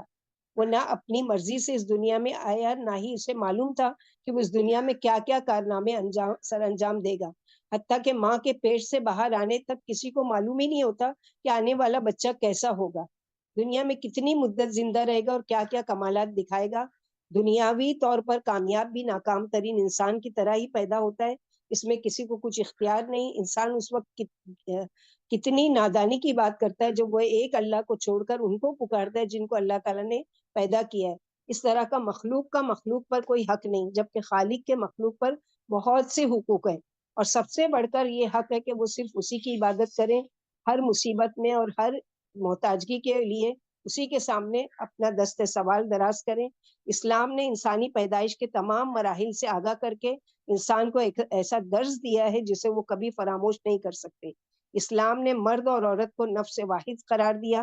ازدواج میں وہ سکون اور راحت کی فضا پیدا کی جس میں نسل انسانی برقرار رہتی ہے. اسی طرح تمام مخلوقات ہیں جو استطاعت بھر اپنی نسل کو پروان چڑھاتی ہے اور حفاظت کرتی ہے. انسان نے جن چیزوں کو اللہ تعالیٰ کا شریک ٹھہراتے ہوئے خالق کا درجہ دیا ہے وہ تو خود اللہ تعالیٰ کی نہایت حقیر مخلوق ہے. اسی لیے جن و شیطان کے شر سے محفوظ رکھنے کے لیے اللہ تعالیٰ کی پناہ میں کیسے آنا چاہیے. اعوذ بکلمات اللہ التامات من شر ما خلق، ذرا وبرا ومن شر ما ينزل من السماء ومن شر ما يعرج فيها ومن شر فتن الليل والنهار ومن شر كل طارق الا طارق يطرقون بخير يا رحمان. اسی طرح اللہ تعالیٰ کا ایک نام ہے المصور. المصور یعنی صورت عطا کرنے والے. اللہ تعالیٰ کی ایک صفت یہ کہ وہ ہر مخلوق کو ایک صورت، یعنی ہر مخلوق کو اللہ تعالیٰ نے الگ الگ صورتیں بنائی، خوبصورت ترتیب دے کر بنانے والے. ابو ہریرہ رضی اللہ تعالیٰ عنہ سے روایت ہے کہ رسول اللہ صلی اللہ علیہ وسلم نے فرمایا اللہ تعالیٰ کا ارشاد ہے اس سے بڑا ظالم کون ہوگا جو میری جیسی مخلوق بنانے کی کوشش کرتا ہے. یہ لوگ ایک ذرہ، ایک دانہ یا ایک جو ہی بنا کر دکھلائیں. اللہ تعالیٰ نے کائنات میں لاتعداد مخلوقات پیدا کی جو اپنے انداز میں سبھی خوبصورت شکل و صورت والی ہے. انسان صرف اپنی شکل و صورت پر غور کرے کہ اسے کس قدر احسن انداز میں بنایا گیا ہے. انسانی فزیولوجی کس قدر احساس اور اس کی پیدائش کے مراحل کتنے نازک ہیں جن سے گزار کر اسے دنیا میں لایا گیا. نیز ان تمام مراحل میں اس کی ضروریات کو مد نظر رکھا گیا. دنیا میں پہچان کے لیے اس کے مختلف نقوش بنائے، مختلف رنگ اور روپ بنائے، مختلف عادات و اطوار اور موسموں کے لحاظ سے اس کے جسم کی پرورش کی، مختلف آوازیں بنائی اور ہر انسان کے عقل و شعور کو مختلف درجات پر رکھ کر ہر ایک کی ضروریات پوری کی گئی. اللہ تعالیٰ نے اپنی یہ صفت بیان کرنے کے بعد فرمایا میرے لیے اچھے اچھے نام ہیں، کائنات میں تمام مخلوقات میری حمد و ثنا بیان کرتی ہے. میں غالب ہوں اور حکمت والا ہوں، میرا کوئی کام حکمت سے خالی نہیں. اسی لیے اے انسان تو بھی صرف میری حمد و ثنا بیان کر اور اپنی ہر احتیاج کے لیے میرے سامنے دستے سوال کر، کیونکہ سارے ہی لوگ اللہ کے محتاج ہیں جو کچھ آسمانوں اور زمین میں ہے. جیسے سجدہ تلاوت میں سجد وجہ الذی خلقہ وشق سمعہ وبصرہ بحولی وقوتی فتبارک اللہ احسن الخالقین. میرے چہرے نے اس ذات کے لیے سجدہ کیا جس نے اسے پیدا کیا، اس میں کان اور آنکھ کے سوراخ نکالے اپنی طاقت اور قوت سے، پس برکت والا ہے اللہ تعالیٰ جو سب بنانے والوں سے اچھے ہیں۔ اور جیسے سورہ 3 میں اللہ تعالیٰ فرماتے ہیں نا کہ سورہ 3 میں بھی اور سورہ انشقاق میں بھی آخری آیت کہ فَأَحْسَنِ صُوَرَكُمْ، یعنی ہم نے تم کو پیدا کیا والتین والزیتون وطور سینین وهذا البلد الامین لقد خلقنا الانسان فی احسن تقویم ثم رددناه اسفل سافلین الا الذین آمنوا وعملوا الصالحات ولهم اجر غیر ممنون فما يكذبك بعد بالدین الیس اللہ باحکم الحاکمین، کیا تمام حاکموں سے بڑھ کر اللہ تعالیٰ حاکم نہیں ہے کہ جس نے تمہاری اچھی صورتیں بنائی؟ تو اپنی صورتوں کو لے کر اللہ تعالیٰ اگر اس میں کچھ نقص پیدا کر دیتے، 2 آنکھ کی جگہ 1 آنکھ رکھتے، ناک کو 2 بنا دیتے، 2 ہونٹ بن جاتے، یا ایک یہی چہرہ پیچھے بھی لگ جاتا تو کیا حال ہوتا؟ سوچو کہ کیسے ڈراؤنے لگتے۔ تو یہ اللہ سبحانہ وتعالیٰ احسن تقویم پر بنانے والے ساری صفاتیں جو ہم نے پڑھی ہے وہ کیا ہے کہ اللہ تعالیٰ سے ان تمام صفات کو وسیلہ بنا کر اللہ سے تعالیٰ سے دعا کرنا چاہیے۔ اللہ سبحانہ وتعالیٰ ہماری تمام حاجات کو پوری کرنے والے، ہماری تمام پریشانیوں کو دور کرنے والے، اور اللہ کا خالق اور مالک اور مدبر اور مصور یہ تصور کر کے اللہ تعالیٰ کا شکر ادا کرنا چاہیے کہ اللہ تعالیٰ نے بہترین تخلیق میری کی، بہترین، مجھے لڑکی بننا چاہا مجھے لڑکی بنایا، جس کو لڑکا بنانا چاہا اس کو لڑکا بنایا، جس کو لمبا کرنا چاہا اس کو لمبا بنایا، جس کو کم قد والا چاہا اس کو، جیسی بھی اللہ تعالیٰ نے کیا اللہ کی رضا پر راضی رہنا چاہیے، کیونکہ اس میں انسان کا اپنا کوئی کمال نہیں ہے۔ دنیا میں تو آ کے وہ مثلاً یہ کرتا ہے کہ بہت ساری سرجری وغیرہ کروا کے اپنی ناک شیپ میں دینا، اپنا یہ کرنا وہ کرنا، لیکن اور بد شکل ہو جاتا ہے، کیونکہ اللہ تعالیٰ خالق کے اس میں جو وہ کوئی چیز وہ کرے گا تو ظاہر ہے کہ اس میں وہ چیز تو نہیں آ سکتی جو اللہ تعالیٰ نے قدرتی طور پر اس کو بنا کر بھیجا ہے۔ تو اللہ تعالیٰ نے بہترین احسان طریقے پر تخلیق کی۔ اللہ سبحانہ وتعالیٰ ہم لوگوں کو اللہ کا اس بات پر بے انتہا شکر، جس حال میں اللہ تعالیٰ نے ہم کو رکھا، اللہ تعالیٰ نے ہم کو دنیا میں بھیجا، اور اس حال میں اللہ تعالیٰ کا شکر ادا کرتے ہوئے ہم کو دنیا سے اللہ تعالیٰ جانے کی توفیق عطا فرمائے۔ اللہم لک الحمد کلہ ولک الشکر کلہ والیک یرجع الامر کلہ۔ اللہم انا اسألک بانک الاحد الذی لم یلد ولم یولد ولم یکن له کفوا احد۔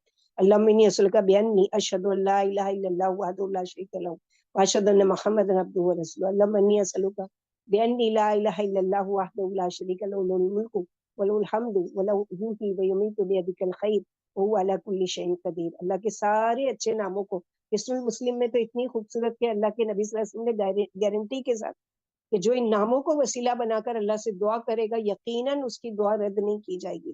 تو ہمارے لیے کیا ہے اس میں کہ ہم علم حاصل کریں کہ اللہ کے وہ کون سے خوبصورت نام ہیں۔ نہیں آتے عربی میں اردو میں کہ اللہ تعالیٰ آپ کے سارے اسماء و صفات کو میں وسیلہ بنا کر جو آپ نے اچھے اچھے نام اپنے لیے خود رکھے، لکا اسنیت بھی نفسک لکا سمیت بھی نفسک، جو آپ نے اپنے لیے خود رکھے ہیں۔ دعا ہم لوگ یاد کیے نا، اللہم انی عبدک، اس میں کیا ہے، اللہم انی اسألک لکا سمیت بھی نفسک وانزلت فی کتابک وعلمت احد من خلقک اب استعصم به علم الغیب عندک۔ اللہ تعالیٰ وہ نام جو آپ نے خود اپنے رکھے ہیں، جو کسی مخلوق کو بتائے ہیں، جو آپ نے پسند کی اپنے لیے، جو آپ نے اپنے پاس چھپا کے رکھے ہیں، ہم کو نہیں معلوم ہے وہ نام، ہم ان سارے ناموں کو وسیلہ بنا کر اللہ سے دعا کرتے ہیں۔ تو اللہ تعالیٰ ہم لوگوں کو کہنے سننے سے زیادہ عمل کی توفیق عطا فرمائے۔ اللہ تعالیٰ کی جو بہترین اللہ تعالیٰ کی صفات ہے اس کے مطابق ہم کو دنیا میں بھی اللہ تعالیٰ ویسے ہی رحمان رحیم اور کریم، اللہ کی کبریائی اور بڑائی کے ساتھ یعنی سمجھ کے ساتھ اور اس کے عمل کے ساتھ اللہ تعالیٰ ہم کو زندگی گزارنے کی توفیق عطا فرمائے۔ ربنا تقبل منا انك انت السميع العليم وتب علينا انك انت التواب الرحيم۔ الحمد للہ الذي بنعمته تتم الصالحات۔ اللہ تعالیٰ کے فضل و کرم، اللہ کی مہربانی سے ہم نے کوشش کی، اللہ تعالیٰ قبول کرے کہ ہم نے کوشش کی سورہ حشر کی کہ اللہ تعالیٰ کے ناموں کو سمجھیں اور پڑھیں اور اللہ تعالیٰ کی قرب حاصل کرنے کا ذریعہ بنے۔ اللہ تعالیٰ ہم سے قبول کرے اس کوشش کو اور ہم کو مزید ایسا علم حاصل کرنے کی توفیق عطا فرمائے جس کے ذریعے سے ہم اللہ کی رضا و خوشنودی حاصل کریں۔ سبحان ربک رب العزت عما یصفون وسلام علی المرسلین والحمد للہ رب العالمین۔ سبحانک اللہم و بحمدک اشہد ان لا الہ الا انت استغفرک و اتوب الیک۔ السلام علیکم ورحمۃ اللہ وبرکاتہ۔